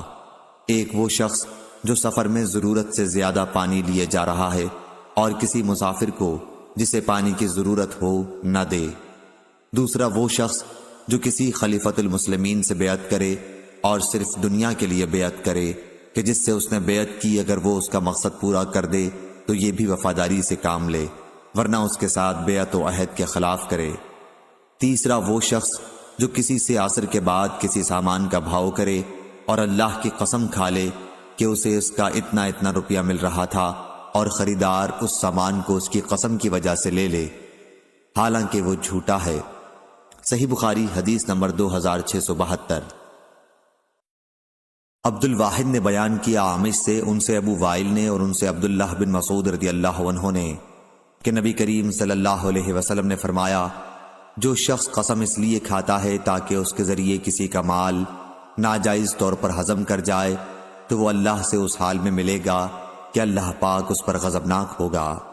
صحیح بخاری حدیث نمبر 2673۔ معمر نے خبر دی، انہیں حمام نے اور انہیں ابو ہریرہ رضی اللہ عنہ نے کہ رسول کریم صلی اللہ علیہ وسلم نے چند آدمیوں سے قسم کھانے کے لیے کہا، ایک ایسے مقدمے میں جس کے یہ لوگ مدعا علیہ تھے۔ قسم کے لیے سب ایک ساتھ آگے بڑھے تو حضرت صلی اللہ علیہ وسلم نے حکم دیا کہ قسم کھانے کے لیے ان میں باہم پانسا ڈالا جائے کہ پہلے کون قسم کھائے۔ صحیح بخاری حدیث نمبر 2674۔ عوام نے خبر دی، کہا کہ مجھ سے ابراہیم ابو اسماعیل سکسکی نے بیان کیا اور انہوں نے عبداللہ بن ابی اوفا رضی اللہ عنہ کو یہ کہتے سنا کہ ایک شخص نے اپنا سامان دکھا کر اللہ کی قسم کھائی کہ اسے اس سامان کا اتنا روپیہ مل رہا تھا حالانکہ اتنا نہیں مل رہا تھا۔ اس پر یہ آیت نازل ہوئی کہ جو لوگ اللہ کے عہد اور اپنی قسموں کے ذریعے تھوڑی قیمت حاصل کرتے ہیں۔ ابن ابی اوفا رضی اللہ عنہ نے کہا کہ گاہکوں کو پھانسنے کے لیے قیمت بڑھانے والا سود خور کی طرح خائن ہے۔ صحیح بخاری حدیث نمبر 2675۔ امام مالک نے بیان کیا، ان سے ان کے چچا ابو سہیل نے، ان سے ان کے والد نے اور انہوں نے طلحہ بن عبید اللہ رضی اللہ عنہ سے سنا، آپ نے بیان کیا کہ ایک صاحب زمام بن ثعلبہ نبی کریم صلی اللہ علیہ وسلم کی خدمت میں آئے اور اسلام کے متعلق پوچھنے لگے۔ حضرت صلی اللہ علیہ وسلم نے فرمایا دن اور رات میں 5 نمازیں ادا کرنا۔ اس نے پوچھا کیا اس کے علاوہ بھی مجھ پر کچھ نماز اور ضروری ہے؟ آپ نے فرمایا کہ نہیں، یہ دوسری بات ہے کہ تم نفل پڑھو۔ پھر رسول کریم صلی اللہ علیہ وسلم نے فرمایا اور رمضان کے روزے ہیں۔ اس نے پوچھا کیا اس کے علاوہ بھی مجھ پر کچھ روزے واجب ہیں؟ آپ نے فرمایا نہیں، سوا اس کے جو تم اپنے طور پر نفل رکھو۔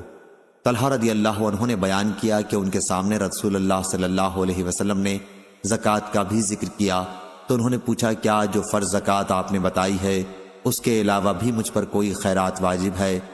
حضرت صلی اللہ علیہ وسلم نے فرمایا کہ نہیں، سوا اس کے جو تم خود اپنی طرف سے نفل دو۔ اس کے بعد وہ صاحب یہ کہتے ہوئے جانے لگے کہ اللہ گواہ ہے، نہ میں ان میں کوئی زیادتی کروں گا اور نہ کوئی کمی۔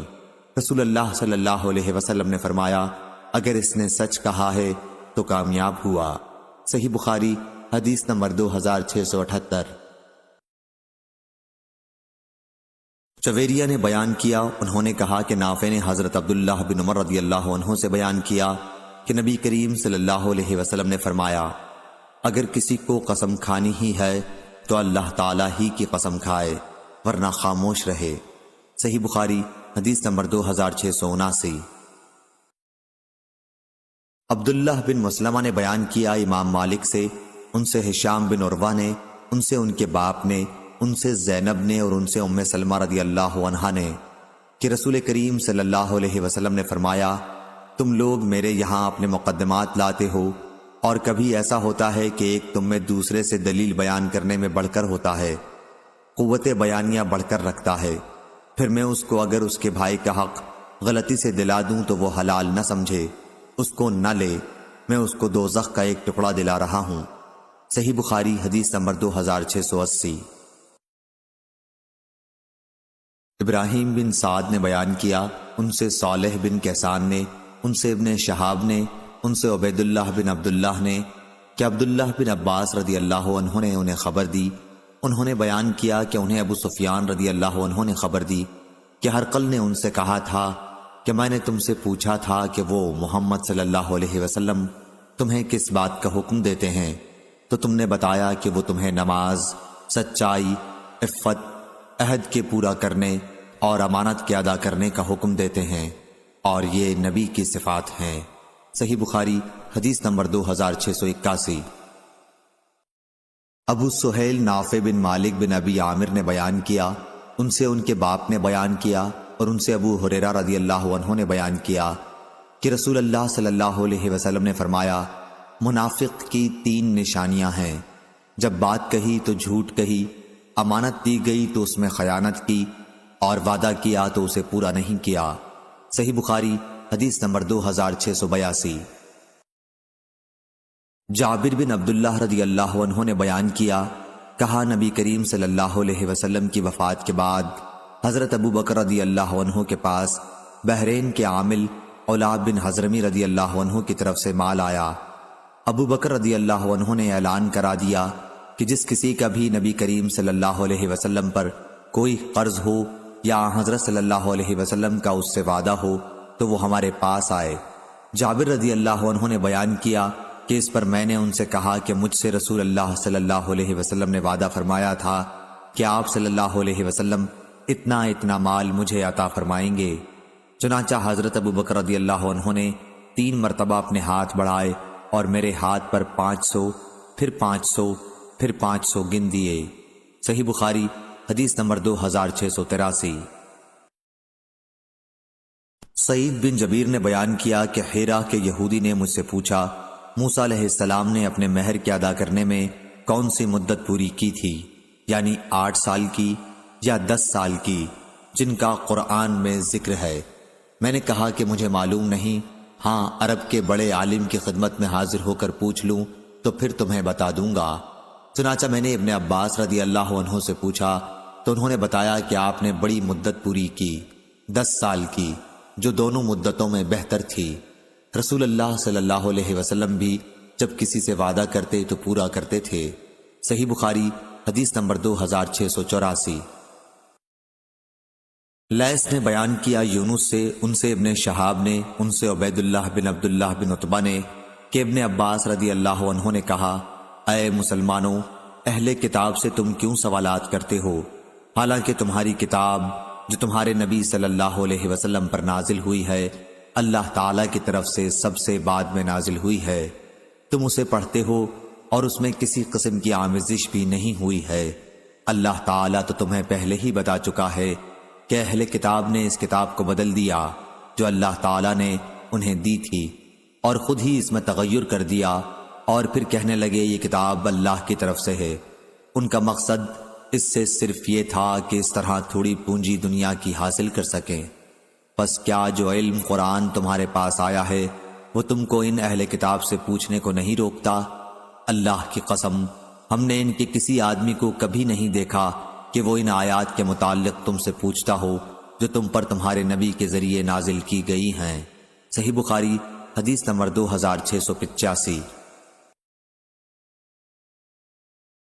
شعبی نے بیان کیا، انہوں نے نعمان بن بشیر رضی اللہ عنہ سے سنا، وہ کہتے تھے کہ نبی کریم صلی اللہ علیہ وسلم نے فرمایا، اللہ کی حدود میں سستی برتنے والے اور اس میں مبتلا ہو جانے والے کی مثال ایک ایسی قوم کسی ہے جس نے ایک کشتی پر سفر کرنے کے لیے جگہ کے بارے میں قرآن اندازی کی، پھر نتیجے میں کچھ لوگ نیچے سوار ہوئے اور کچھ لوگ اوپر۔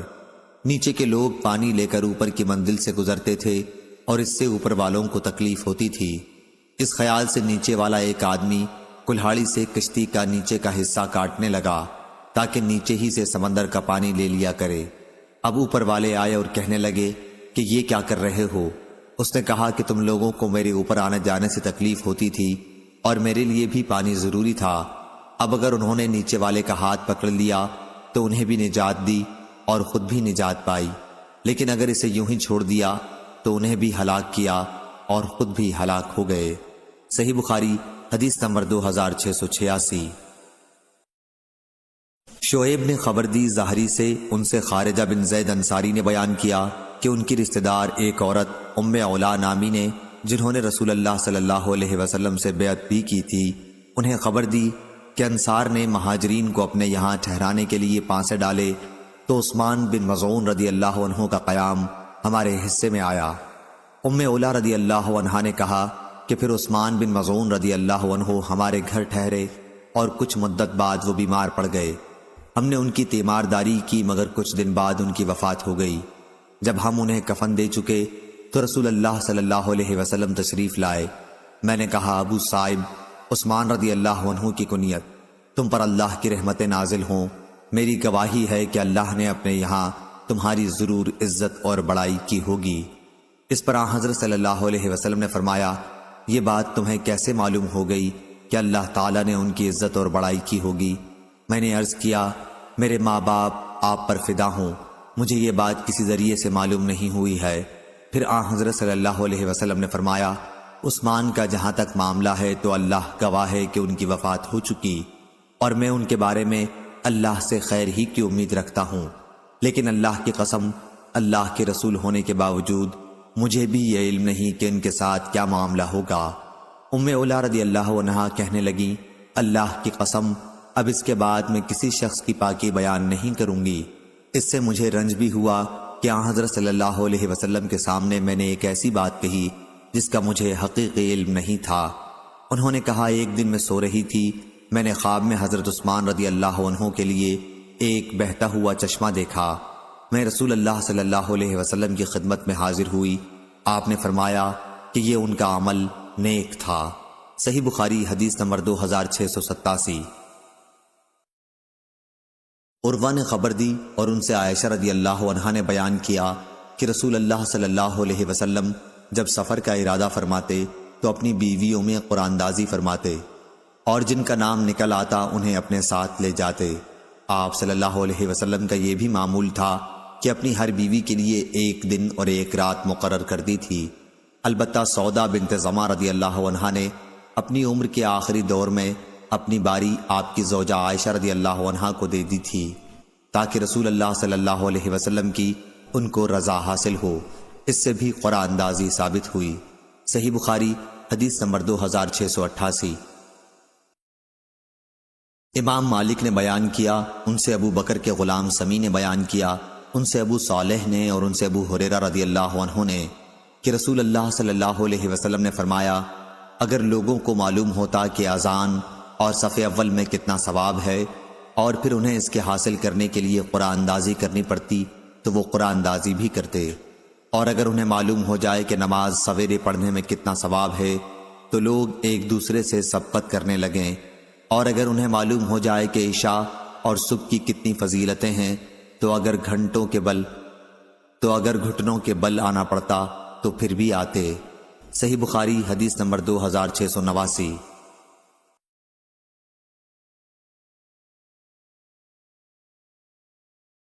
سہل بن سعد رضی اللہ عنہ نے بیان کیا کہ قبا کے بنو عمرو بن عوف میں آپس میں کچھ تکرار ہو گئی تو رسول اللہ صلی اللہ علیہ وسلم اپنے کئی اصحاب کو ساتھ لے کر ان کے یہاں ان میں صلح کرانے کے لیے گئے اور نماز کا وقت ہو گیا لیکن آپ تشریف نہ لا سکے۔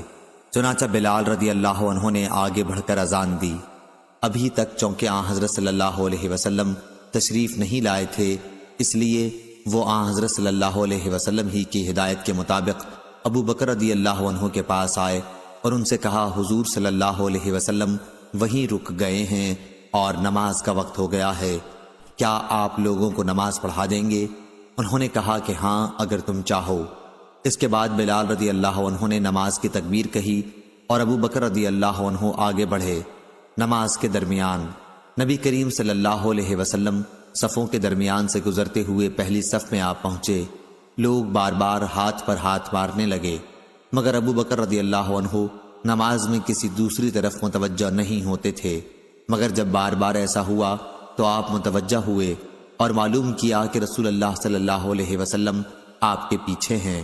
حضرت صلی اللہ علیہ وسلم نے اپنے ہاتھ کے اشارے سے انہیں حکم دیا کہ جس طرح وہ نماز پڑھا رہے ہیں اسے جاری رکھیں، لیکن ابو بکر رضی اللہ عنہ نے اپنا ہاتھ اٹھا کر اللہ کی حمد بیان کی اور الٹے پاؤں پیچھے آ گئے اور صف میں مل گئے۔ پھر نبی کریم صلی اللہ علیہ وسلم آگے بڑھے اور نماز پڑھائی۔ نماز سے فارغ ہو کر آپ لوگوں کی طرف متوجہ ہوئے اور انہیں ہدایت کی کہ لوگوں، جب نماز میں کوئی بات پیش آتی ہے تو تم ہاتھ پر ہاتھ مارنے لگتے ہو۔ ہاتھ پر ہاتھ مارنا عورتوں کے لیے ہے، مردوں کو جس کی نماز میں کوئی بات پیش آئے تو اسے سبحان اللہ کہنا چاہیے، کیونکہ یہ لفظ جو بھی سنے گا وہ متوجہ ہو جائے گا۔ اے ابو بکر، جب میں نے اشارہ بھی کر دیا تو پھر آپ لوگوں کو نماز کیوں نہیں پڑھاتے رہے؟ انہوں نے عرض کیا، ابو قحافہ کے بیٹے کے لیے یہ بات مناسب نہ تھی کہ وہ رسول اللہ صلی اللہ علیہ وسلم کے ہوتے ہوئے نماز پڑھائے۔ صحیح بخاری حدیث نمبر 2690۔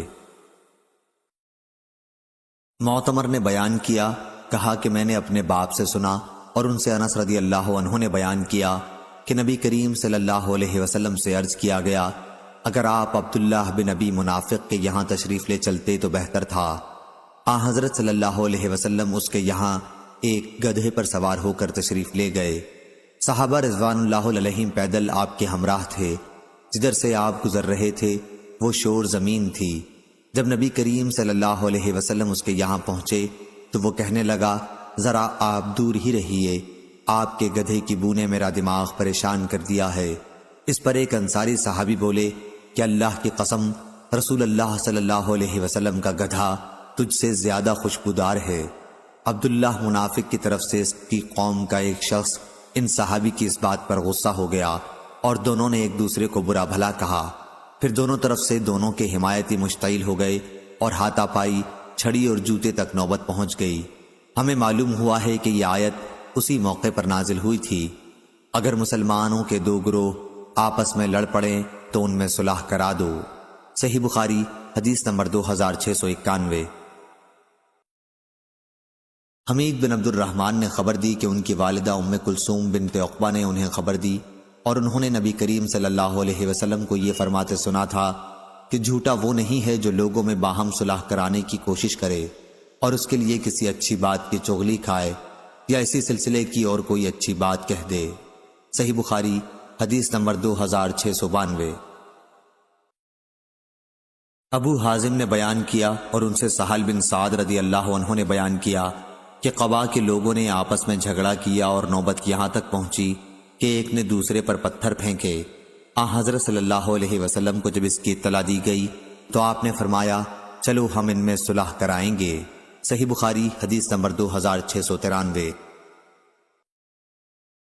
سفیان ثوری نے بیان کیا ہشام بن عروہ سے، ان سے ان کے والد نے اور ان سے حضرت عائشہ رضی اللہ عنہا نے اللہ تعالیٰ کے اس فرمان کی تفسیر میں فرمایا، اگر کوئی عورت اپنے شوہر کی طرف سے بے توجہی دیکھے تو اس سے مراد ایسا شوہر ہے جو اپنی بیوی میں ایسی چیزیں پائے جو اسے پسند نہ ہوں، عمر کی زیادتی وغیرہ، اس لیے اسے اپنے سے جدا کرنا چاہتا ہو، اور عورت کہے کہ مجھے جدا نہ کرو، نفقہ وغیرہ جس طرح تم چاہو دیتے رہنا، تو انہوں نے فرمایا کہ اگر دونوں اس پر راضی ہو جائیں تو کوئی حرج نہیں ہے۔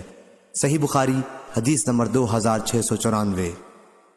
آپ نے بیان کیا ان سے قاسم بن محمد نے اور ان سے عائشہ رضی اللہ عنہا نے بیان کیا کہ رسول اللہ صلی اللہ علیہ وسلم نے فرمایا، جس نے ہمارے دین میں از خود کوئی ایسی چیز نکالی جو اس میں نہیں تھی تو وہ رد ہے۔ اس کی روایت عبداللہ بن جعفر مخرمی اور عبد الواحد بن نبی اون نے سعد بن ابراہیم سے کی ہے۔ صحیح بخاری حدیث نمبر 2697۔ ابو اسحاق نے بیان کیا، انہوں نے برا بن عازب رضی اللہ عنہ سے سنا، آپ نے بیان کیا کہ جب رسول اللہ صلی اللہ علیہ وسلم نے حدیبیہ کی صلح قریش سے کی تو اس کی دستاویز حضرت علی رضی اللہ عنہ نے لکھی تھی۔ انہوں نے اس میں لکھا محمد اللہ کے رسول صلی اللہ علیہ وسلم کی طرف سے۔ مشرکین نے اس پر اعتراض کیا کہ لفظ محمد کے ساتھ رسول اللہ نہ لکھو، اگر آپ رسول ہوتے تو ہم آپ سے لڑتے ہی کیوں؟ حضرت صلی اللہ علیہ وسلم نے حضرت علی رضی اللہ عنہ سے فرمایا کہ رسول اللہ کا لفظ مٹا دو۔ علی رضی اللہ عنہ نے کہا کہ میں نے کہا کہ میں تو اسے نہیں مٹا سکتا، تو حضرت صلی اللہ علیہ وسلم نے خود اپنے ہاتھ سے وہ لفظ مٹا دیا اور مشرکین کے ساتھ اس شرط پر صلح کی کہ آپ اپنے اصحاب کے ساتھ آئندہ سال 3 دن کے لیے مکہ آئیں اور ہتھیار میان میں رکھ کر داخل ہوں۔ شاگردوں نے پوچھا کہ جلبان الصلاح جس کا یہاں ذکر ہے کیا چیز ہوتی ہے؟ تو انہوں نے بتایا کہ میان اور جو چیز اس کے اندر ہوتی ہے اس کا نام جلبان ہے۔ صحیح بخاری حدیث نمبر 2698۔ برا بن عازب رضی اللہ عنہ نے بیان کیا کہ رسول اللہ صلی اللہ علیہ وسلم نے ذی قعدہ کے مہینے میں عمرے کا احرام باندھا، لیکن مکے والوں نے آپ کو شہر میں داخل نہیں ہونے دیا۔ آخر صلح اس پر ہوئی کہ آئندہ سال آپ مکے میں 3 روز قیام کریں گے۔ جب صلح نامہ لکھا جانے لگا تو اس میں لکھا گیا کہ یہ وہ صلح نامہ ہے جو محمد رسول اللہ صلی اللہ علیہ وسلم نے کیا ہے، لیکن مشرکین نے کہا کہ ہم تو اسے نہیں مانتے، اگر ہمیں علم ہو جائے کہ آپ اللہ کے رسول ہیں تو ہم آپ کو نہ روکیں، بس آپ صرف محمد بن عبداللہ ہیں۔ حضرت صلی اللہ علیہ وسلم نے فرمایا کہ میں رسول اللہ بھی ہوں اور محمد بن عبداللہ بھی ہوں۔ اس کے بعد آپ نے علی رضی اللہ عنہ سے فرمایا کہ رسول اللہ صلی اللہ علیہ وسلم کا لفظ مٹا دو۔ انہوں نے عرض کیا نہیں، خدا کی قسم میں تو یہ لفظ کبھی نہ مٹاؤں گا۔ آخر آپ نے خود دستاویز لی اور لکھا کہ یہ اس کی دستاویز ہے کہ محمد بن عبداللہ نے اس شرط پر صلح کی ہے کہ مکے میں وہ ہتھیار میان میں رکھے بغیر داخل نہ ہوں گے۔ اگر مکہ کا کوئی شخص ان کے ساتھ جانا چاہے گا تو وہ اسے ساتھ نہ لے جائیں گے، لیکن اگر ان کے اصحاب میں سے کوئی شخص مکے میں رہنا چاہے گا تو اسے وہ نہ روکیں گے۔ جب آئندہ سال آپ مکے میں تشریف لے گئے اور مکے میں قیام کی مدت پوری ہو گئی تو قریش علی رضی اللہ عنہ کے پاس آئے اور کہا کہ اپنے صاحب سے کہیے کہ مدت پوری ہو گئی ہے اور اب وہ ہمارے یہاں سے چلے جائیں۔ چنانچہ نبی کریم صلی اللہ علیہ وسلم مکے سے روانہ ہونے لگے۔ اس وقت حمزہ رضی اللہ عنہ کی ایک بچی چچا چچا کرتی آئیں۔ علی رضی اللہ عنہ نے انہیں اپنے ساتھ لے لیا، پھر فاطمہ رضی اللہ عنہ کے پاس ہاتھ پکڑ کر لائے اور فرمایا اپنی چچازاد بہن کو بھی ساتھ لے لو۔ انہوں نے اس کو اپنے ساتھ سوار کر لیا۔ پھر علی، زید اور جعفر رضی اللہ عنہ کا جھگڑا ہوا۔ علی رضی اللہ عنہ نے فرمایا کہ اس کا میں زیادہ مستحق ہوں، یہ میرے چچا کی بچی ہے۔ جعفر رضی اللہ عنہ نے فرمایا کہ یہ میرے بھی چچا کی بچی ہے اور اس کی خالہ میرے نکاح میں بھی ہیں۔ زید رضی اللہ عنہ نے فرمایا کہ میرے بھائی کی بچی ہے۔ نبی کریم صلی اللہ علیہ وسلم نے بچی کی خالہ کے حق میں فیصلہ کیا اور فرمایا کہ خالہ ماں کی جگہ ہوتی ہے۔ پھر علی رضی اللہ عنہ سے فرمایا کہ تم مجھ سے ہو اور میں تم سے ہوں۔ جعفر رضی اللہ عنہ سے فرمایا کہ تم صورت اور عادات و اخلاق سب میں مجھ سے مشابہ ہو۔ زید رضی اللہ عنہ سے فرمایا کہ تم ہمارے بھائی بھی ہو اور مولا بھی۔ صحیح بخاری حدیث نمبر 2699۔ برا بن عازب رضی اللہ عنہ نے بیان کیا کہ نبی کریم صلی اللہ علیہ وسلم نے صلح حدیبیہ مشرکین کے ساتھ 3 شرائط پر کی تھی۔ ایک یہ کہ مشرکین میں سے اگر کوئی آدمی حضرت صلی اللہ علیہ وسلم کے پاس آ جائے تو آپ اسے واپس کر دیں گے، لیکن اگر مسلمانوں میں سے کوئی مشرکین کے یہاں پناہ لے گا تو یہ لوگ ایسے شخص کو واپس نہیں کریں گے۔ 2 یہ کہ آپ آئندہ سال مکہ آ سکیں گے اور صرف 3 دن ٹھہریں گے۔ 3 یہ کہ ہتھیار، تلوار، تیر وغیرہ نیام اور ترکش میں ڈال کر ہی مکے میں داخل ہوں گے۔ چنانچہ ابو جندل رضی اللہ عنہ جو مسلمان ہو گئے تھے اور قریش نے ان کو قید کر رکھا تھا، بیڑیوں کو گھسیٹتے ہوئے آئے تو آپ نے انہیں شرائط معاہدے کے مطابق مشرکوں کو واپس کر دیا۔ امام بخاری نے کہا کہ مومل نے سفیان سے ابو جندل کا ذکر نہیں کیا ہے اور البجلبان الصلاح کے بجائے البجلبت الصلاح کے لفظ نقل کیے ہیں۔